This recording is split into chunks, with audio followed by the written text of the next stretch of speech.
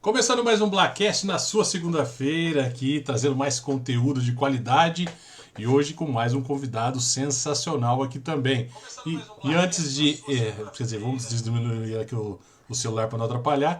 Antes de iniciar, vamos só lembrar nosso e-mail, bla.podcast126@gmail.com. Aproveita lá para mandar mensagem para a gente também. Toda segunda-feira, a partir das 8h30, a gente está trazendo um conteúdo interessante. E essa noite, né? Estou tendo o prazer de trazer aqui para bater um papo aqui no Blackcast o Paulo Surian, cara. Já estava conversando com ele aqui antes de iniciar algumas dúvidas sobre esse mundo das lutas, do MMA e tudo mais, e agora eu vou poder perguntar aqui para ele também.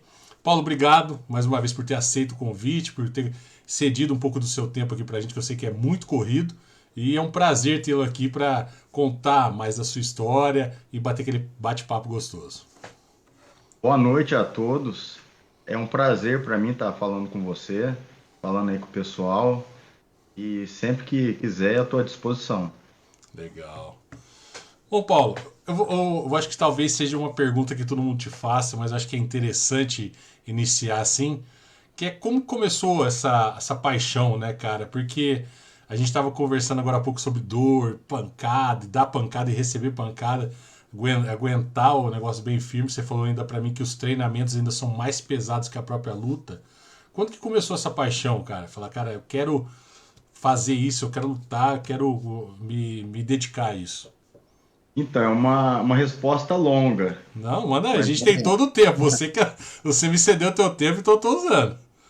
Então, eu quando criança eu já assistia filme do Rock Balboa, Rock, o lutador, sabe, do Sylvester Oh, Stallone. adoro também, cara. E eu achava o máximo. Só que eu era uma criança pequena, abaixo da média de estatura. Eu era bem magrinho, bem franzindo. E na época eu achava assim, eu sou muito fraco para fazer esse tipo de esporte. Eu já achava a luta, a arte marcial, uma coisa incrível, isso desde os meus 5, 6 anos. Foi quando eu comecei a assistir os filmes de artes marciais. Eu lembro de assistir O Grande Dragão Branco, lembra do Van Oh, Damme? caramba, se É como, cara? outro, e é outro filme assim que me inspirou muito. Mas o que mais me inspirou foi o filme do Stallone, a série Rock. E só que eu achava que eu não conseguiria. E eu era uma criança, além de muito pequeno, eu era muito medroso. Eu era inseguro, medroso. Até mais para frente a gente vai chegar nesse assunto do bullying. Na época eu sofri bullying quando pequeno, nem falava esse nome na época, falava zoeira, não tinha É. essa denominação. E aí isso afetou muito. Eu já era tímido, aí eu fiquei mais tímido ainda. E então eu achava assim, se eu não tenho coragem de enfrentar esses moleques do meu tamanho que ficam mexendo comigo na escola, imagina subir dentro de um ringue. Era uma coisa assim, era um sonho impossível para mim, era uma coisa inimaginável. Eu achava que eu nunca conseguiria ser um lutador. Eu assistia o Grande Dragão Branco, Rock, a série Karate Kid, e eu via aquilo e falava, pô, eu nunca vou ter essa coragem. Se eu não consigo nem bater de frente com um moleque na escola que mexe comigo, que rouba meu lanche, que coloca apelido e tudo mais, imagina um lutador. Então era uma coisa que eu já amava desde pequenininho. Eu já achava a luta uma coisa incrível, mas eu achava que não era pra mim. E aí o que eu fiz? Quando pequeno fui fazer o que a maioria dos brasileiros fazem. Fui jogar futebol. Aí comecei a jogar futebol, que era um esporte que eu achava que cabia mais pra mim, entendeu? Devido à minha personalidade, de ser inseguro, de ser medroso, de não conseguir confrontar ninguém. É um esporte que não é individual, é em grupo, então é menos pressão, não apanha. E aí eu comecei a fazer o futebol e fui alimentando aquele sonho de ser jogador de futebol. Eu fui alimentando aquele sonho de ser jogador de futebol e isso durou, vamos pôr aí, dos 6 anos de idade. Eu comecei numa escolinha de futebol lá em Taquara. Na época eu morava em Taquara. Eu comecei numa escolinha de futebol lá. Eu não era bom. Eu era de mediano para baixo. Mas era Mas eu persistente. muito. Isso sempre foi uma qualidade minha. Eu achava que se eu treinasse eu ia ficar bom. E realmente eu fui melhorando. no futebol. Eu fui melhorando até que com 14, 15 anos de idade, esse sonho ele foi adormecendo até ele acabar, esse sonho de ser jogador de futebol. Só que assim, eu como jogador, eu era assim, eu gostava muito, era apaixonado, treinava muito, muito, muito. Só que, igual eu, tinha muitos. No meu bairro tinha muitos moleques melhor que eu. Entendeu? Então, assim, eu fui vendo que eu não tinha muito futuro no futebol. E acabei abandonando o futebol, isso com 15, 16 anos. Foi quando eu comecei a fazer musculação, que eu parei com o esporte, aí eu tava pensando em fazer outra coisa. E eu era muito magrinho, eu com 17 anos, foi quando eu comecei na musculação, eu pesava 46, 47 Caramba, quilos. cara. Eu tinha o peso de uma criança, eu era muito magro. É, Meu 10 corpo. anos também correndo no campo de futebol, te manteve Então, mas magro também, né? Mas tinha outras crianças que já eram encorpadas. E eu era Ah, muito entendi. magro, muito fraquinho. E eu não comia bem, assim, eu não era uma criança que me alimentava bem, sabe? Assim, eu ficava no videogame, ou jogando bola, ou no videogame. Eu jogando bola ou no videogame não me alimentava. Então eu era muito fraquinho. E aí eu falei, vou começar a fazer musculação para ver se eu dou uma encorpada.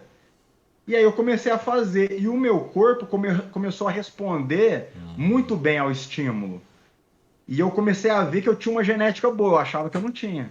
E eu comecei a ver que eu tinha uma genética boa, que eu não tinha feito até então era uma alimentação adequada, um treinamento específico para aquilo. Eu comecei a ganhar massa muscular com certa facilidade. E quando eu comecei a dar aquela encorpada, o que eu pensei? Nossa, agora eu tô mais forte, vou começar a fazer luta. Foi quando eu falei, não, vou começar a treinar. Na época eu tinha acabado de me mudar aqui para São José, eu morava em Taquara, de Taquara eu fui para Tapiratiba, e de Tapiratiba eu vim para cá.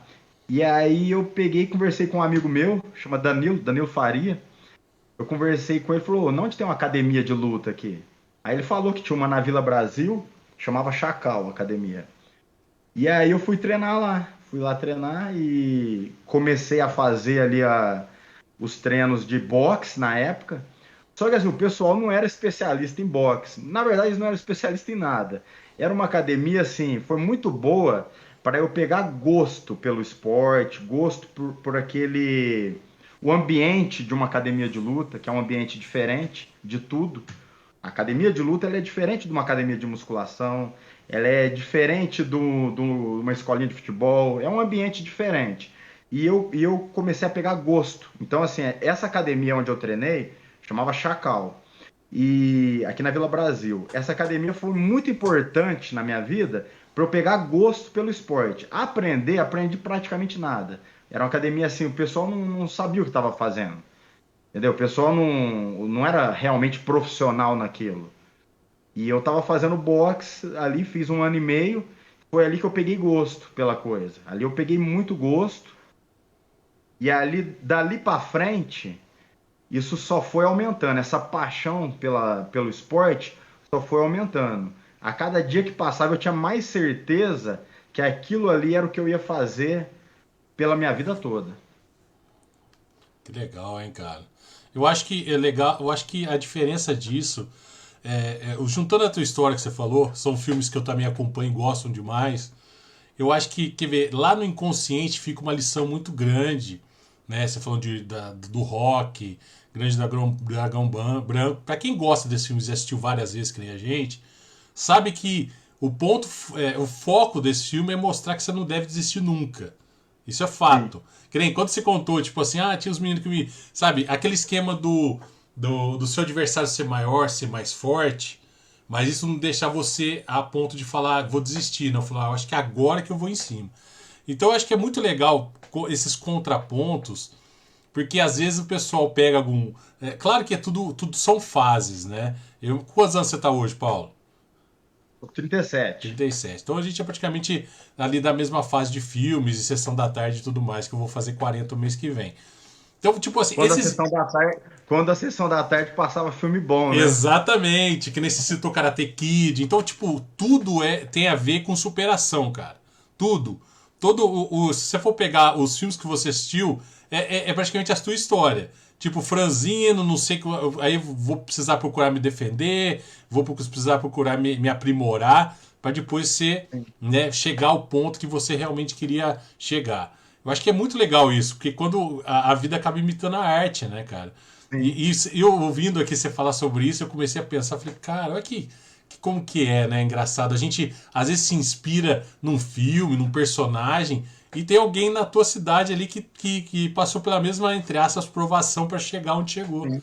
Olha que legal que é isso. Ó, você pega o filme, a série do Rock, foi um filme que, assim, ganhou Oscar, foi o primeiro filme de arte marcial, não é bem arte marcial, e o boxe, mas assim, de luta, Uhum. vamos dizer assim, porque o boxe não é uma arte marcial, uma coisa que o povo confunde é isso, o boxe ele é considerado um esporte, não uma arte marcial, mas é uma luta, Uhum. e foi o primeiro filme de luta a ganhar Oscar, foi o É, primeiro, aquele primeiro Rock, e foi um filme exatamente. barato na época, super barato, é uma história super interessante, a história do Stallone, de como ele É. escreveu o roteiro e tudo mais. Passando fome, ele Sim, que queria vendeu o estrelar o próprio cachorro. filme, falou, cara, não. Vendeu o cachorro, depois ele quis Exato. comprar de volta o Olha cachorro. só, né, cara? Ele vendeu por US$ 30, depois para comprar, comprou por 250, uma coisa Então, assim. isso lá no E, final dos anos 70 era dinheiro pra caramba, cara. e esse filme do Rock, essa série, inspirou muito o lutador, muito, muito. Tanto que foi uma série de filmes que foi homenageada pela Organização Mundial de Boxe. O Stallone ganhou um cinturão. Olha que coisa, uma coisa que nunca tinha acontecido até então. Ele ganhou um cinturão da Organização Mundial de Boxe, um cinturão lá, tipo, de campeão mundial, vamos dizer assim, em homenagem pelo que ele fez pelo esporte, que foi um filme que motivou uma geração. Motivou tanto pessoas que vieram a se tornar competidores, como pessoas que começaram a praticar o esporte ali por esporte e que se apaixonou. Então, assim, o filme existe assim, ó, o boxe até o rock e após o rock. Após o rock, colocou o boxe em outro patamar. Foi um filme que inspirou uma geração, Exatamente. mais de uma geração, É, inspira até gerações, hoje, né, cara? Pra quem sim, gosta, gerações, até hoje, gerações. né? Eu tenho E, aluno lá na academia que começou, hoje eu tenho cerca de 60, 70 alunos na minha academia. Eu tenho muito aluno ali que começou com esse sonho de ser lutador assistindo rock. E aí você pergunta pro aluno, mas que ano que você nasceu? O aluno nasceu em 95, o aluno nasceu em 2000. Ó quantos anos depois do primeiro rock. é, Ó quantos anos depois. mas Então, assim, coisa boa não tem idade, né, cara? Não pois é, adianta. pois é. Então, e você, paralelo a isso, né, pra você ver como que duas personalidades que influenciaram muito o tipo de esporte, são de esportes diferentes, mas são esportes. O Stallone trazendo essa gana de boxe e tudo mais, e do outro lado o Schwarzenegger trazendo o pessoal para a parte do fisiculturismo. Então, tipo, Sim. tudo é interligado. Acho que foi uma fase muito boa para o crescimento de muitos esportes, né? Primeiro de estabelecer o esporte como uma coisa mais respeitável e mostrar que aquilo faz parte do dia a dia, tanto do lado do fisiculturismo, que hoje a gente escuta falar e é até normal, mas na época não era tão normal assim, quanto essa grana de um excelente personagem, uma excelente história que tem um boxe como contexto, mostrar além da luta, do esporte, esse esquema de querer vencer, cara, de começar de baixo, mas de baixo mesmo. Superação, né? Exatamente, a superação A é o lição que resumo de deixa tudo é essa. isso. Exatamente, cara. Você pega o fisiculturismo, você falou e é verdade. Era um esporte que você pega na década de 80, poucas pessoas frequentavam uma academia. Era só aquele cara que queria ficar fortão. As pessoas não faziam musculação igual hoje em dia. Hoje em dia você pega aí, é até estranho quando alguém fala assim, não, eu não treino. Quase todo mundo treina. Quase todo Verdade. mundo faz academia. Quase todo mundo. Então é uma coisa que era impensável há décadas atrás. Era só aquele cara, o marombeiro, aquele cara que queria ficar monstro que fazia. Eu tenho um amigo, um grande amigo, o André Bagode, ele é dessa época. Era uma época que o esporte, o fisiculturismo era visto com certo preconceito. Exatamente. Era visto com preconceito. O cara fortão, ele era mal visto. O André Bagode, você conhece ele? Não, por nome só, não conheço a O pessoa. André Bagode, ele é aluno meu, ele é faixa preta da minha academia, é aluno meu, o aluno meu mais antigo é ele. É ele e o Bruno Ferreira, o Bruninho, que morreu de câncer há 2 anos atrás. É um cara fantástico. A história do Bruninho é fantástica. Se você pegar a esposa dele para falar, a história do Bruninho é fantástica. Não, legal, já vou deixar. Fica Depois, aí a na hora dica. que a gente terminar, eu vou querer o contato dela, que Sim, é a é sempre bom. Acho que Suzana. história boa tem que ser contada, cara.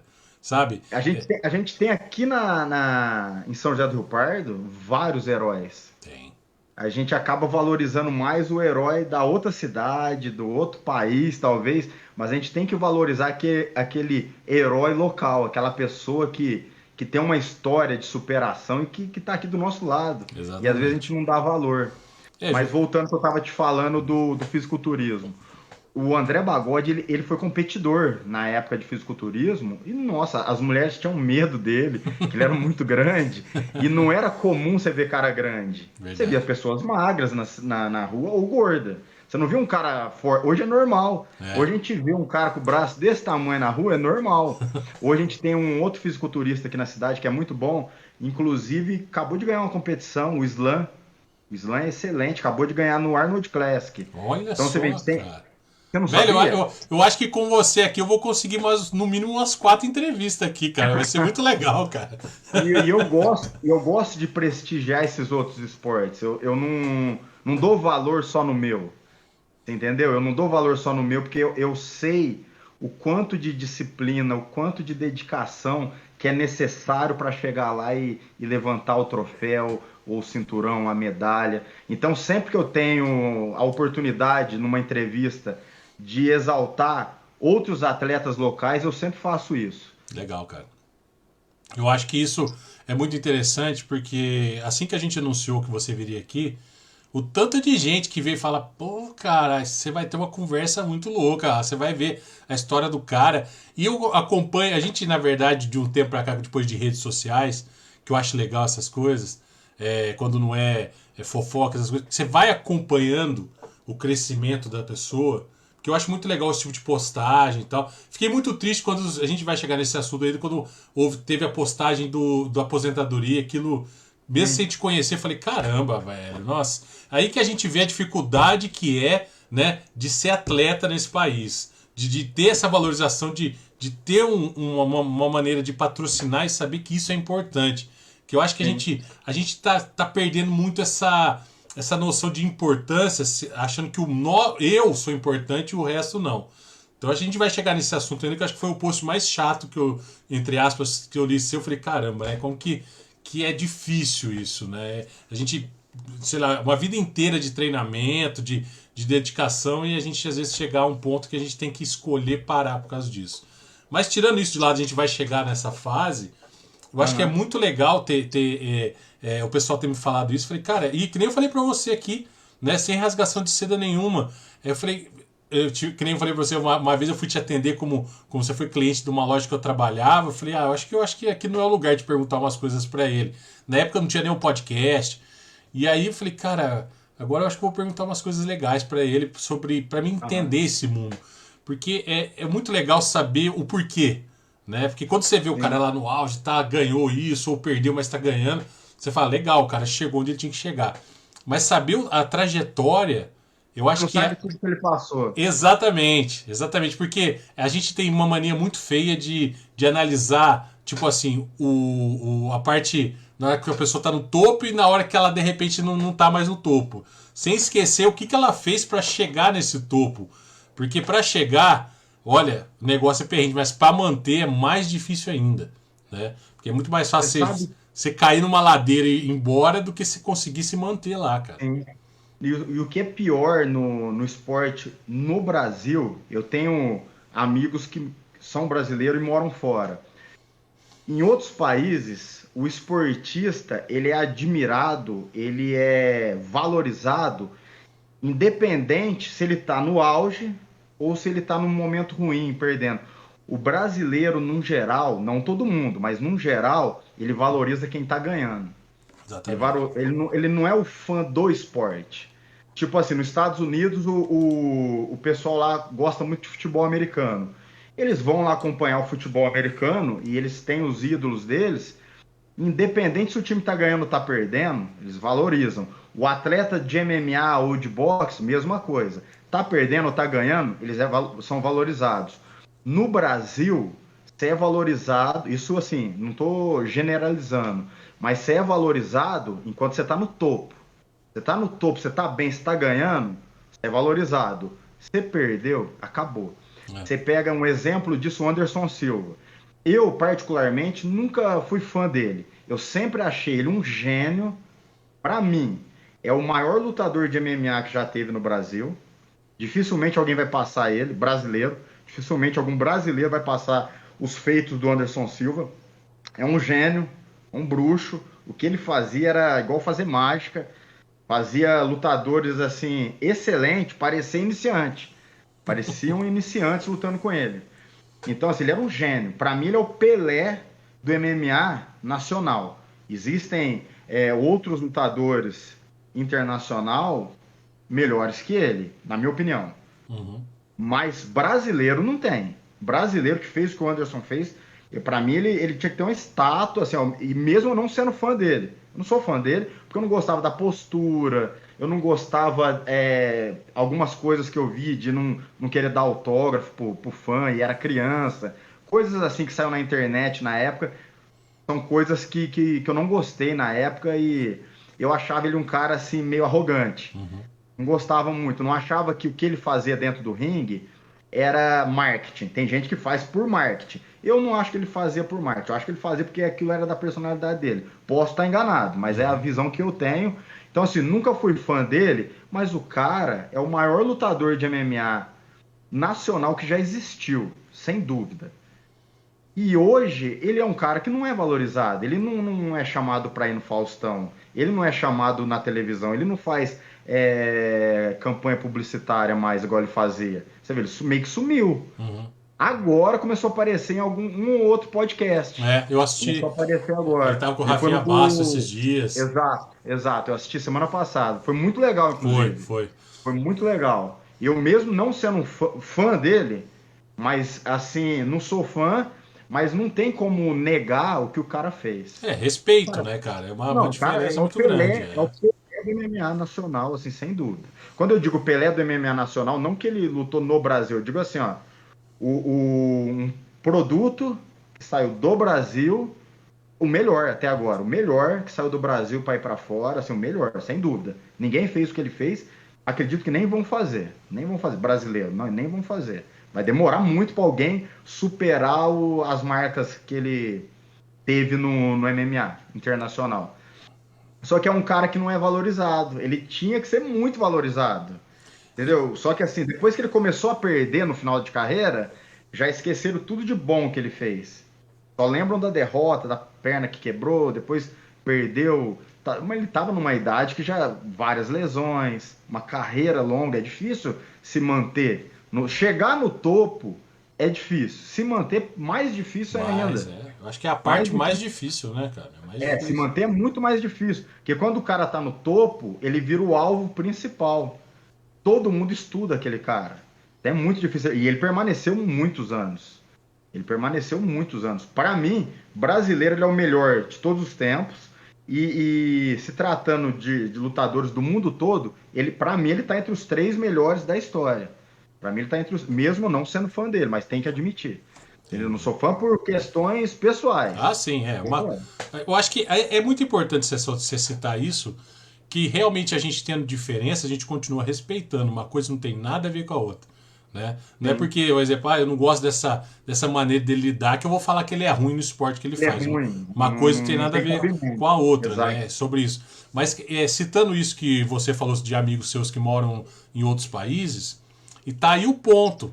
Que nem quando você vê esse podcast que a gente tinha com o Rafinha Bastos, se eu não me engano, ele tá morando nos Estados Unidos, em Los Angeles. Tá lá ele é o cara, entendeu? Lá ele continua sendo o cara, por quê? Porque é o esportista, eu acho que a maneira de tratar mesmo o esportista que já tá aposentado ou tá em outro ramo, sabe, essas coisas, o respeito se mantém. Então essa é a diferença. E eu acho que deveria continuar sendo assim aqui também. Né? Porque, e não só a nível nacional, como a nível estadual, como a nível municipal também. que a gente tem que manter essas coisas, tem que incentivar, porque eu tenho visto muita postagem sua falando sobre palestras que você tem dado. Então, pra você ver o nível que você chegou virando o Rock Balboa de São José. Porque esse esquema de levar para gerações a superação. Quantas crianças não escutaram você que são igual a você foi quando criança? Tímida, pô, olha o tamanho do Paulo, eu nunca vou ser desse tamanho, entendeu? Ó, o cara levou 2, 3 murros, eu de um tapa já caía, mas não em relação a isso, saber que, cara, eu posso me superar, eu posso chegar além do que de repente. Eu acho que o meu limite é atravessar essa rua, mas eu acho que eu consigo atravessar o Rio Pardo também, né? Então eu acho que é muito legal a gente ter essa valorização, sabe? Independente, tipo, desse contexto de momento de estar no topo ou não. A pessoa, cara, que conseguiu fazer tudo isso, ela tem um valor inestimável, Tem que cara. ser respeitado. Exatamente. É o mínimo que você tem que ter respeito. Eu acho que é isso, sabe? E O além de ter problema, respeito, ser um ponto sei lá, alguém que você pode chegar e falar, cara, para esse cara eu posso perguntar uma maneira que a gente pode, de repente, fazer um plano para a cidade toda, para a região, tem uma ou que seja. referência. Isso, essa é a palavra que me fugiu. Ser uma referência. Exatamente isso. Entendeu? Porque eu acho muito legal isso. Juntando só o que você falou no começo, é justamente a função do podcast do Blackcast. Trazer pessoas daqui. Sabe? Tipo, a gente tem vontade de entrevistar o mundo inteiro. Mas eu acho que é muito mais legal quando a gente sabe, a gente chegou num ponto, eu e o João, a gente falou, cara, qual que é o objetivo do nosso podcast? Não, a gente quer trazer pessoas de São José. Depois a gente passa para a região e depois, se a gente conseguir, a gente vai além disso. Porque aqui tem tanto. Que nem você falou, cara, eu concordo plenamente. Tem tantas pessoas com histórias legais que precisam ser contadas que o pessoal não tem noção, sabe? Pode ser uma cidade considerada pequena, mas é tanta história que essa cidade é gigante, cara. Não, e detalhe, é uma cidade que ela produz muito atleta bom, isso em todas as áreas. A gente já teve o Rondinelli, que jogava no Flamengo, o jogador, lembra? Lembro, opa. Rondinelli, o outro lá, o Boaro, qual é o primeiro nome dele? Aí você tá me Edson, pegando. acho que é Edson Boaro, também Uhum. jogou. Aí agora tem essa turma agora das artes marciais. Eu já fiz vários atletas. O Bruninho era aluno meu, lutou nos Estados Unidos 2 vezes. O Olha só. Bruninho que eu te falei. Ele Uhum. lutou 2 vezes nos Estados Unidos. O Bruninho, em 17 anos que eu tô no esporte, ele foi o atleta que eu tive com mais perseverança, com mais determinação de não desistir por nada. As últimas lutas do Bruninho, ele fez estando com câncer. Olha só. Imagina você tá com câncer e tá lutando em alto nível com pessoas saudáveis, normais. E ele fez isso. É uma coisa assim, é muito difícil. O Mas, feito dele, então assim, a gente teve vários até teve o Bruninho, eu já formei muito assim campeão, no amador, mas no boxe, no MMA. Ele foi no profissional. Ele no profissional foi assim disparado o melhor atleta de MMA que eu tive até hoje. Eu comecei a dar aula para ele, ele tinha 16, 17 anos. Era igual eu, magrelinho, pesava 40 e poucos quilos, com um puta uma mão fortão, uma cabeça forte, a arte marcial e os ensinamentos das artes marciais ajudaram ele durante essa luta contra o câncer. Ele estava vencendo essa luta durante, se eu não me engano, 5 ou 6 anos. Foi uma luta ali. E ele ali conseguiu, com câncer, vencer várias lutas. Foi campeão de boxe, foi campeão de jiu-jitsu, ganhou luta de MMA, estando com câncer, estando ali em tratamento. É uma coisa assim. Imagina uma pessoa com câncer, a pior doença que existe, e lutando em alto nível. Conseguiu 2 lutas nos Estados Unidos. Então, assim, a gente tem aqui na cidade um produto interno muito forte no esporte. Igual eu falei, o André Bagode, que eu falei, foi um fisiculturista no passado, foi um ótimo fisiculturista, isso na década de 80, no começo da década de 90. Hoje tem o Slam. Tem uma moça aqui na cidade, eu não lembro o nome dela, também está competindo no fisiculturismo. Então, assim, a gente tem que dar valor nesses atletas locais. tem, com Com certeza.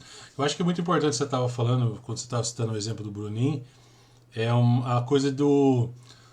Eu não vou. Você me corrige os termos aí no meio do caminho, mas quando você entra numa arte marcial, eu tive esse prazer de fazer defesa pessoal por, sei lá, 1 ano e meio mais ou menos.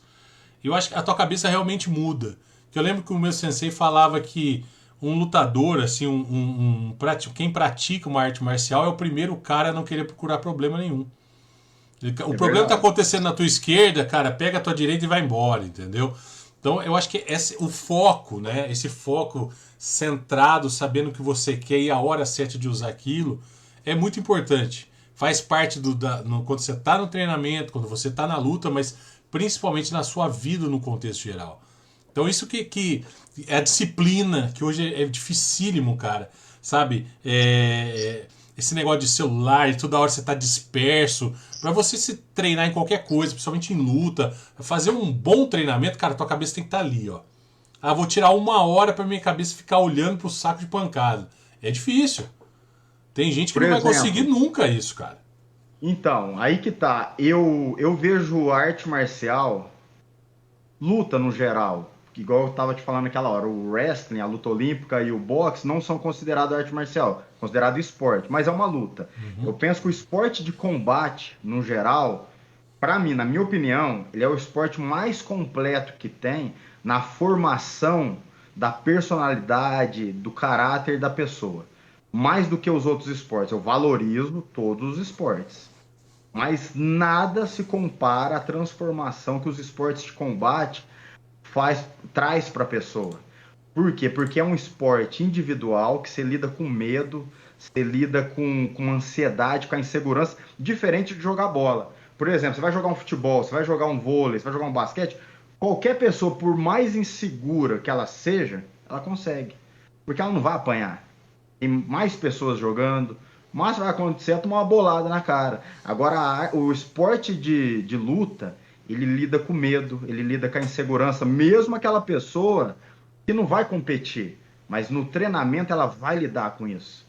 Entendeu? Então isso daí transforma. Eu, por exemplo, você estava falando das palestras que eu dei. Eu dei 4 palestras até agora. E tô adorando. E para mim é uma vitória a cada palestra, porque eu sou uma pessoa, eu sempre fui muito tímido, quieto, extremamente quieto. Eu sou uma pessoa que, quando criança e adolescente, quando a professora chamava para ir na lousa fazer algo ali, ou ler algo, eu tremia, minha voz não saía, eu ficava vermelho, parecia que eu ia morrer. Me dava um A negócio sensação é essa mesmo, né? e eu era ao extremo. Eu era assim, uma timidez, uma insegurança ao extremo. Eu tinha vergonha de falar presente na hora da chamada, para você ter uma ideia. Chegava a esse grau.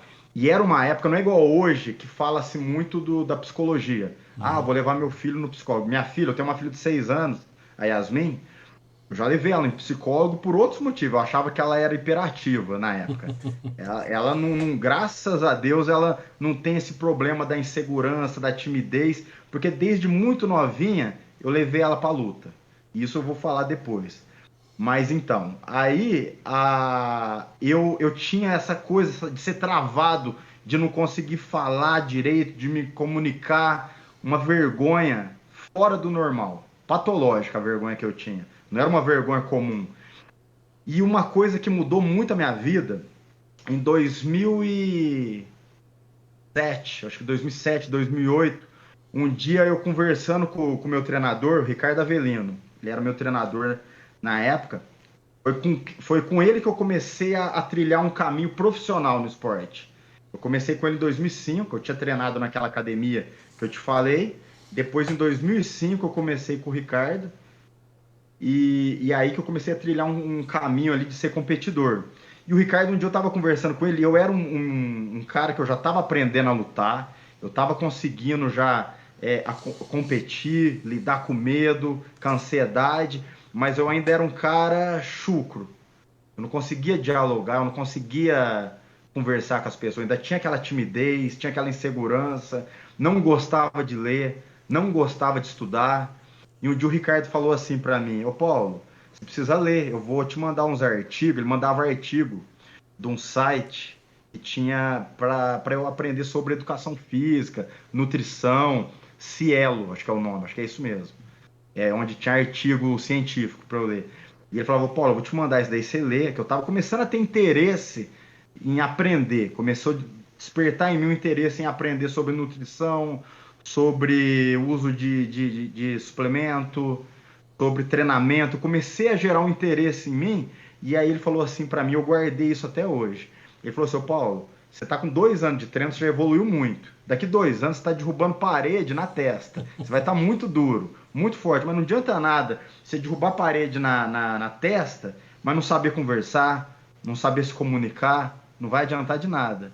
Então você tem que ler. E eu guardei isso para mim. Isso foi uma lição que eu aprendi com o meu professor de arte marcial e hoje eu tento passar isso para os meus alunos. Isso que eu aprendi lá atrás, eu passo porque não adianta você ser um cara bom, forte, que bate, que ganha, mas ter a cabeça desse tamanhozinho, não conseguir se comunicar. E voltando ao que eu estava te falando, eu consegui vencer tudo isso, essa insegurança, esse medo de me comunicar. Eu ia te falar sobre isso, cara. Eu, por exemplo, para mim, imagina para mim que tinha medo de ir na frente, fazer uma lição quando eu era aluno, eu tinha medo de falar presente na hora da chamada. Imagina para mim ir lá na frente falar para todas as crianças, adolescentes, falar durante 40 minutos sem parar ali falando sobre minha carreira, falando sobre bullying. Como eu sofri muito bullying na infância, eu gosto muito de entrar nessa pauta, principalmente ali para as crianças e adolescentes, que eu tenho assim, eu sei na prática como que é sofrer e como que é vencer os traumas que essa prática causaram em mim. Entendeu? Então eu adoro falar sobre isso e tô falando bem, tô conseguindo comunicar bem durante as palestras. E isso é uma coisa que a arte marcial me deu essa segurança. Se eu fosse aquele mesmo jogador de futebol de antes, talvez eu não teria, porque você vê jogador de futebol dando entrevista, eles são tudo meio que padronizado, é tudo do mesmo jeito. Antigamente ainda você tinha uns jogadores com mais personalidade. Você tinha Ronaldo, Romário, Renato Gaúcho, essa galera. Mas hoje é todo mundo falando igual o Neymar, falando daquele mesmo jeito, falando tudo padronizado. É um saco você ver as entrevistas dos jogadores. Todo mundo é igual, todo mundo é igual. Exatamente, não tem personalidade. É uma coisa que a arte marcial já não. A arte marcial, ela te dá segurança, ela faz com que você consiga usar os ensinamentos que você tem no tatame para trazer para a vida, para você ter uma tranquilidade, uma calma para conseguir fazer um raciocínio e passar esse raciocínio adiante. É uma coisa que a arte marcial passa isso. Em outros esportes você acaba não aprendendo isso. Só que aí que tá, você tem que ter um bom treinador, ou se você não tem um bom treinador, ser meio que autodidata, você conseguir absorver aquilo que a arte marcial quer te ensinar. Às vezes o teu professor não passa isso, mas os ensinamentos da luta, se você tiver uma boa sensibilidade, você vai trazer aquilo para a vida. Foi o que aconteceu comigo. Igual eu estava falando do meu treinador. Ele tinha a profissão dele, ele tinha academia de musculação, ele tinha a família dele, tinha a filha, tudo. Então ele não tinha muito tempo para ser um treinador tão presente comigo. Então, assim, as poucas vezes que ele falou uma coisa ou outra, eu absorvi. Mas ele não falava tanto esse tipo de ensinamento sobre a arte marcial.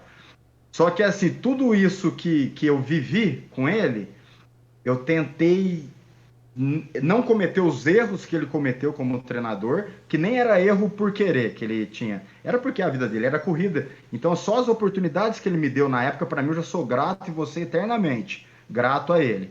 Mas eu tento não cometer esses erros. Eu tento ser um treinador que passa detalhado tudo isso, daí, toda a filosofia da arte marcial, essa parte psicológica que eu aprendi muito, meio que sozinho, vamos dizer assim, que eu tinha que aprender.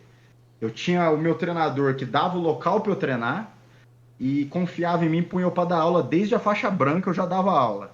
Eu era faixa branca, eu tinha 5 meses de treino, ele já confiava em mim e falava, ó, puxa o treino aí. A gente, na gíria da luta, a gente fala puxar o treino. É quando o aluno vai dar a aula aquele dia. Eu agora, por exemplo, para estar falando com você aqui, eu deixei um aluno puxando o treino. Agora eu tinha 2 aulas, 2 personal agora, eu não queria cancelar. Aí tem um aluno meu, que é muito bom, inclusive, chama Bruno Scarpel, ele tá dando aula para mim agora lá. Ô, valeu, E eu, na Bruno. época, Valeu, obrigado. ele sempre quebra galho para mim. E o que eu tava te falando, eu tento passar toda essa parte psicológica da luta para ensinar o aluno a vencer esses obstáculos da vida. Então, o que eu queria ter como treinador, que eu idealizava, sabe o Mickey do Mickey, do filme Rock, o velhinho lá? Sei, sei. Eu tinha como um modelo de treinador na minha cabeça aquele cara. Eu tinha como modelo de treinador aquele velhinho que não era tão velho, um japonês que treinou o Van Damme no Grande Dragão Branco. Sei, É tudo sei. ficção, mas eu vi a postura daquele treinador e eu nem culpo o meu treinador por não ter sido assim, não. Ele tinha os motivos dele e só o que ele me deu para mim, eu vou ser grato eternamente. Só que eu peguei tudo disso daí, dessa ficção. Eu gosto muito de cinema. Eu É. peguei tudo do cinema, assim, pra falar, não, eu tenho que ser um treinador. Assim, eu peguei da realidade e do cinema e algumas coisas mais, assim, intuitivas, que saiu de mim, pra ser um treinador o mais completo possível, pra passar a essência das artes marciais.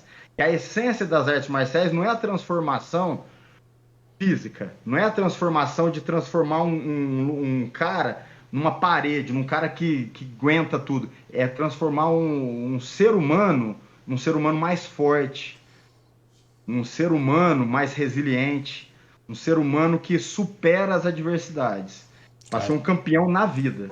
estão precisando bastante disso, hein, cara? Estão precisando dessa E a base aí arte forte. marcial, a arte marcial para isso, ela é fantástica. Se você tiver um bom treinador que vai passar isso, é fantástico. E eu vivo isso no meu dia a dia. Eu, de um menino inseguro, tímido, hoje eu consigo entrar e sair em qualquer lugar, conversar com qualquer pessoa. E eu não tenho estudo. Eu não tenho estudo. Eu estudei muito pouco. Cara, é legal você falar sobre isso, né? E às vezes a gente escuta muita gente falar, ah, mas o cara não tem estudo e tal, mas eu acho que isso, não, a gente sabe que é importante, não estão aqui desmerecendo nada, mas eu acho que isso vai muito da pessoa, da maneira de aproveitar o pouco, fazer dele muito, né? Você está Sim, falando sobre isso, me fez lembrar uma frase muito legal, que quando a gente quer aperfeiçoar, que o sábio aprende com o seu erro, com o próprio erro, o mais sábio aprende com o erro dos outros. Então, tipo assim, você olhando o erro de alguém, você também não quer cometer esse erro. Eu acho que isso é a base de tudo. E a arte marcial realmente quando a gente fala disso, a gente fala arte marcial, o pessoal já lembra daquelas filas e movimento e tudo mais, mas a conversa, a maneira das coisas acontecerem ali é tão gostosa, tão natural, de deixar esse esquema de pensar, sim, refletir, né? E ser crítico também em muitas coisas, te modifica assim completamente, cara, sabe? Fisicamente, de postura, mas a tua cabeça também, sei lá, você ganha uma vitalidade assim até superior ao que o seu corpo tá ganhando. Isso aí é fato, cara. E mesmo que você pare de fazer, aquilo já está impregnado de você, então o seu olhar sim. já é muito diferente, sabe? Já muda. Seu olhar crítico em saber como as coisas funcionam já é diferente, já perdeu um pouquinho daquela ferrugem de achar que o certo é só ir para frente. Mas como você O fala que eu acho bastante. Não, pode falar. Vai lá. O que eu acho legal da arte marcial, eu vivi isso nesses 17 anos dando aula. Que, como eu te falei, com 5 meses de treino, eu já comecei a dar aula. E o que eu vivi nesses 17 anos? Eu vi chegar aluno na minha academia e era brigão de rua, era aquele menino valente, que bate em todo mundo na rua. Eu já vi aluno assim chegar para treinar. E eu já vi aquele que é igual eu fui. Eu já vi aquele que era inseguro, medroso. Então, o que a arte marcial faz? Ela não vai deixar aquele que é valente pior, mais agressivo, mais valente. Ela vai deixar ele mais calmo. Aquele que é brigão de rua, que bate nos outros na rua, quando ele entra na arte marcial, tendo uma boa academia, um bom professor, ele vai entrar e a arte marcial ela vai moldar ele. Eu vi isso acontecer na minha academia. Vai moldar e vai canalizar toda essa agressividade dele pro esporte. E na rua, ele vai se tornar um cara mais calmo, mais tolerante, porque ele não vai precisar provar nada para ninguém na rua. entendeu? Que ele sabe que ele é capaz. Então aí o cara se torna alguém mais calmo, que releva mais coisas. Não é ser trouxa, mas tem muitos momentos, a maioria dos momentos você pode evitar uma confusão, a maioria Com dos momentos, certeza. entendeu? A maioria. E aí ele vai conseguir evitar sem correr.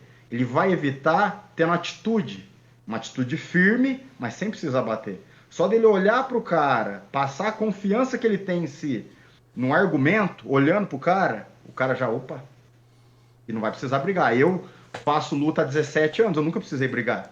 Eu já tive momentos que eu precisei ser mais duro com alguém no diálogo e nem precisou de eu usar nada do que eu sei. O cara já, opa, entendi, desculpa. E vazou. E aquele menino mais medroso, a arte marcial vai dar coragem para ele. E não é coragem de brigar, é coragem de saber que se precisar, ele sabe se defender. Então, só o fato dele saber se defender, essa segurança que a luta dá, já vai fazer ele ter uma atitude mais firme perante as situações. E vai fazer com que nem precise acontecer uma troca de golpe, uma briga. Então, isso que é o legal da luta, do esporte de combate. Ele faz o medroso ficar mais corajoso e o brigão ficar mais calmo. Então, eu acredito que o esporte de luta, ele molda, ele equilibra Vira a uma balança, personalidade. né? Exato. Equilibra, faz a pessoa se tornar alguém mais forte, mais equilibrado. Então, o mais fraco vai se tornar mais forte e o fortão, que se acha fortão, brigão, vai se tornar mais calmo, mais sereno. Eu tive todos esses tipos. Eu já tive aluno de tudo quanto é tipo, desde o brigão ao o medroso. E todos eles eu consegui ver uma transformação na personalidade de cada um. Eu tenho alunos que chegaram lá após sair da cadeia, era traficante, saiu da cadeia, foi lá treinar, hoje é pai de família, hoje trabalha honestamente e era cara que era do tráfico, assim, há muito tempo, já desde adolescente, chegou na minha academia com 26 anos e se transformou um pai de família, entendeu? Então isso que é o principal, não é formar, eu não tenho comigo assim, ó, eu quero formar atletas. Se eu formar atletas, legal, mas o foco principal é formar pessoas melhores, um ser humano mais forte, honesto, porque a arte marcial lida com isso, principalmente o jiu-jitsu. O jiu-jitsu é um esporte que você vai finalizar o outro, você vai fazer o outro dar os 3 tapinhas, e o outro vai fazer isso com você. Então é um esporte que mexe com o teu ego, mexe com a tua vaidade, mexe com o teu medo, mexe com o teu orgulho. Então, se usado de forma correta, vai te equilibrar e vai te transformar um ser humano melhor, em todos os fundamentos. Ô Paulo, eu queria perguntar pra você, já que você fez questão de frisar a época que você era mais tímido, muito medo. Cara, como que foi, sei lá, subir num ringue pela primeira vez, ou numa luta amadora, ou num treino um pouco mais, e falar, cara, agora é Paulo por Paulo, eu tenho que resolver esse problema aqui em cima. Como que foi isso, cara? Então, aí eu vou entrar num outro problema que eu tive. Aquela insegurança que eu tinha quando criança e adolescente, aquilo gerou um problema em mim que na época era pouco difundido. Não se falava muito de síndrome do pânico. Isso começou a ser falado mais aí nos últimos 10 anos, se for ver. Verdade. Não falava-se tanto, falava de depressão, mas não falava da síndrome do pânico. E eu tinha isso já desde criança e não sabia que tinha. Eu tratava gastrite na época. Olha só. Na época eu ia no doutor Eliezer e eu ia lá e sempre falava para ele, ô doutor, mas esse estômago meu não melhora, eu tô sempre com o estômago embrulhando.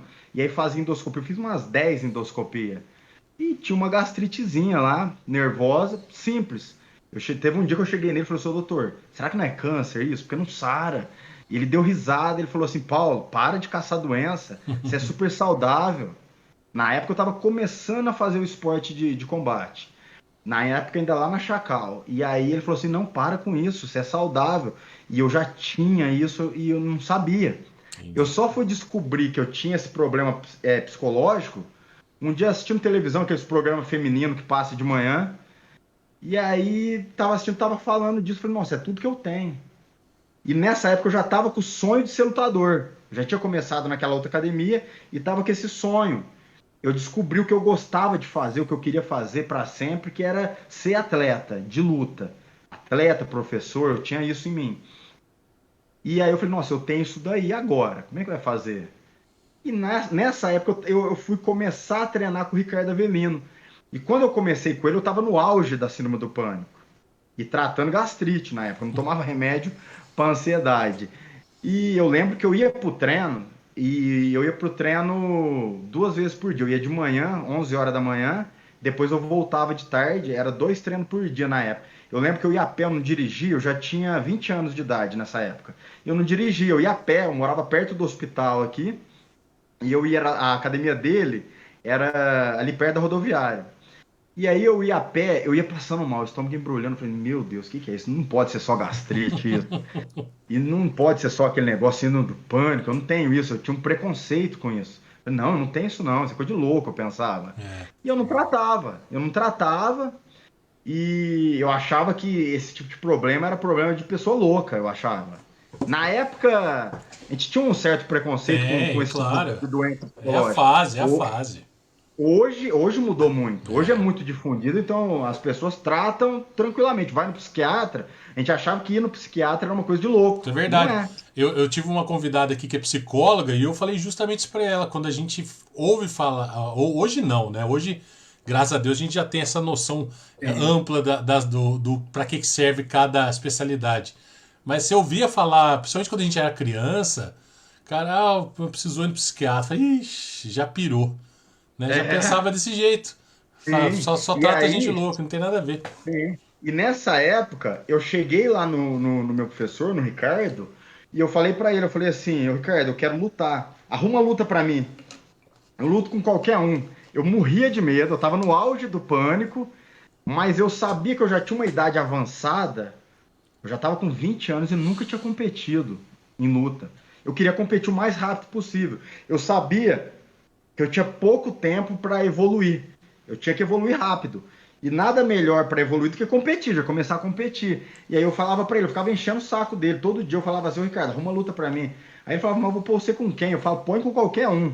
Eu falava, eu tava morrendo de medo, mas dentro de mim eu tinha esse sonho e eu estava disposto a pagar o preço. Eu tinha medo de treinar. Ir pro treino já era algo que me Angustiante, causava né, medo. cara? Ir pro treino já. Agora imagina subir no ringue para lutar. Se o treinamento já era difícil, imagina subir no ringue com gente assistindo. Mas eu queria isso. Dentro de mim eu tinha um negócio assim: ou é isso, ou é isso. Eu não tenho outra opção. Inclusive, a minha irmã falecida, eu tenho uma irmã que faleceu, a Sandra, ela foi a única da família nessa época que apoiava eu. Só que ela apoiava, só que ela falava assim pra mim, ela é a minha irmã mais velha. Ela falava assim, o Paulo Alberto, meu nome completo é Paulo Alberto, nome de maquiador, né? E aí, ela falava assim pra mim, o Paulo Alberto, você precisa fazer estudar ou fazer um curso profissionalizante para você ter uma outra opção. Vai que não dá certo na luta, você tem uma outra opção. E na época eu era um menino, mas eu já tinha uma coisa na cabeça assim. Eu falava assim para ela, Sandra, eu não quero ter uma segunda opção, uma saída mais fácil. Porque se eu tiver uma saída mais fácil, na hora que a coisa ficar feia, eu vou pular para a saída mais fácil. É do ser humano isso. Eu quero não ter outra opção na vida. Eu quero ter só a opção de luta. E na época aqui na cidade, ninguém vivia do esporte de luta. As academias que tinha a do Ricardo, ele vivia da academia de musculação. A luta não dava lucro para ele. E tinha o Tavela, que também ele trabalhava no cartório. A luta era um hobby. Ele tinha uma academia, mas não era dali que ele tirava o sustento dele. E eu já queria tirar o meu sustento da luta. Eu acreditava que era possível fazer um bom trabalho e conseguir ganhar dinheiro dando aula de luta, lutando, tendo patrocínio. Eu tinha essa cabeça quando ninguém tinha feito isso na cidade ainda. E eu falava para ela, eu falava, Sandra, eu não quero ter outra opção. Eu não quero ter outra saída. Eu quero conseguir viver da luta. Ou é isso, ou é isso. Eu não tendo outra opção, eu não tendo outra saída, eu vou ter que fazer até dar certo. E eu vou fazer até dar certo, eu falava para ela. E aí, nessa época, eu comecei a competir com um mês de treino. Com um mês de treino, meu treinador, ele via eu enchendo o saco dele sempre, ele falou assim, ó, vou marcar uma luta para você. Aí eu falei, tá bom, pode marcar. Sendo do meu peso, eu falava assim pra ele, sendo do meu peso, eu enfrento qualquer um no mundo. Eu falava isso da boca para fora, porque por dentro eu tava morrendo de medo. Mas eu sabia que não tinha saída, eu tinha que fazer isso. Não tinha atalhos. Você imagina que isso, acho que foi a sua maior defesa, não? Eu acho que o problema psicológico que eu tinha, o problema do bullying que eu sofri na infância, ajudou eu ser o atleta que eu sou hoje. E ajudou eu não desistir. Eu E- não desisti, ajudou muito. Então, mas eu imagino que por você contando isso, falar, cara, eu preciso de uma luta tal. Eu acho que chega um ponto que eu acho que você precisava, assim, você me corrija se eu estiver errado. O cara falou, ó, eu acho que a partir desse ponto, eu entendo que é isso que realmente vai dar certo pra mim. Porque, tipo assim, treinar, pô, legal, é necessário, é 99% das coisas acontecer.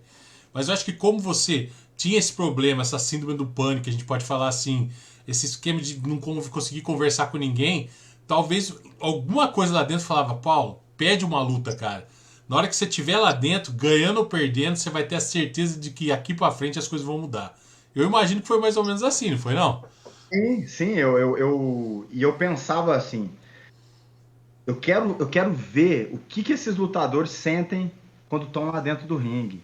Eu quero ver o que é esse sentimento de estar ali numa troca de porrada frenética e lidando com medo, com ansiedade.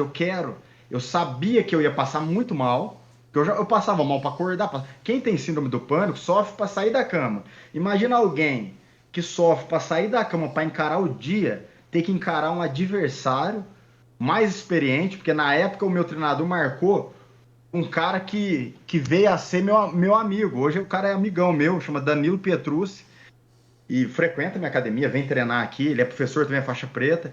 Na época marcou com ele lutar comigo, ele era um aluno mais antigo do meu professor, e ele marcou uma luta com esse cara, na academia desse cara, lá em Divinolândia. O cara já tinha lutado Vale Tudo na época. Na época a regra era Vale Tudo, não era Uhum. MMA. MMA se tornou depois. E aí marcou com esse cara e eu topei. O meu treinador achou que eu não ia topar. É difícil um cara que acabou de chegar na academia, um mês de treino, aceitar uma luta de vale tudo. Hoje é difícil. Hoje é difícil. É difícil você pegar um cara que aceita com um ano de treino. Eu com um mês eu aceitei. Morrendo de medo, apavorado. Mas eu não queria deixar isso transparecer. Eu não demonstrava o medo. Eu ficava ali dentro de mim. Só que eu falava, eu tenho que passar por isso. E aí eu fui e perdi nessa primeira luta. Não tinha como ganhar. O cara já era faixa preta de judô, azul de jiu-jitsu, já tinha lutado vale tudo e eu era um cara que estava ali com um mês de treino. Porque o treino que eu fiz na outra academia, como eu falei, serviu para pegar amor no esporte, não para aprender a me defender nem a lutar. O treinamento que foi feito nessa outra academia. O pessoal não era profissional nessa outra academia, era tudo amador. E aí eu perdi essa luta, mas eu consegui durar bastante. A luta durou uns 8 minutos. Até o cara conseguir me dominar no chão e me bater. Até o Ricardo parar a luta, que eu já tava bem machucado. Mas só o fato de eu durar 8 minutos com um cara que era muito mais experiente que eu, daí pra mim foi excelente. Eu chorei depois da luta. Na vinda no carro, eu e o Ricardo, eu lembro que eu vim chorando. Aí ele ria, mas com dó de mim. Aí uma hora ele bateu na minha perna assim e falou assim, ô Paulo, você é um cara que você precisa aprender a lutar. Você não sabe lutar ainda. Mas você tem uma coisa dentro de você que não é treinável. É uma coisa que é de você. Você tem um espírito de lutador. Isso daí para mim foi determinante para eu continuar minha carreira. Porque eu tava muito triste de ter perdido. Acho que para mim era o fim do mundo. Foi uma luta caseira. Foi na academia do cara. Mas para mim aquilo lá era o teste. Eu não passei no teste. Mas na verdade eu passei. Eu tive a coragem que poucos tinham. Até Eu, hoje, fala pra mim de. eu tenho isso. Você passou no teste e passou em primeiro lugar, cara. Pois é, e até hoje, você marcar uma luta de MMA, é difícil achar quem quer lutar MMA. Às vezes você pega um cara e é faixa marrom de jiu-jitsu, é preto. Na época, tinha vários lutadores aqui na cidade que já eram graduados no jiu-jitsu e não lutavam MMA e não lutam até hoje. E eu, faixa branca, branca de tudo, iniciante, aceitei. Então o Ricardo falou isso daí pra mim na época. Ele pegou e falou assim, ó, você tem espírito de lutador. Nessa hora eu já enxuguei as lágrimas, dei aquela puxada assim, falei, você acha mesmo? Aí, aí ele falou assim, com certeza. Quantos caras aqui na cidade lutariam MMA? Você lutou.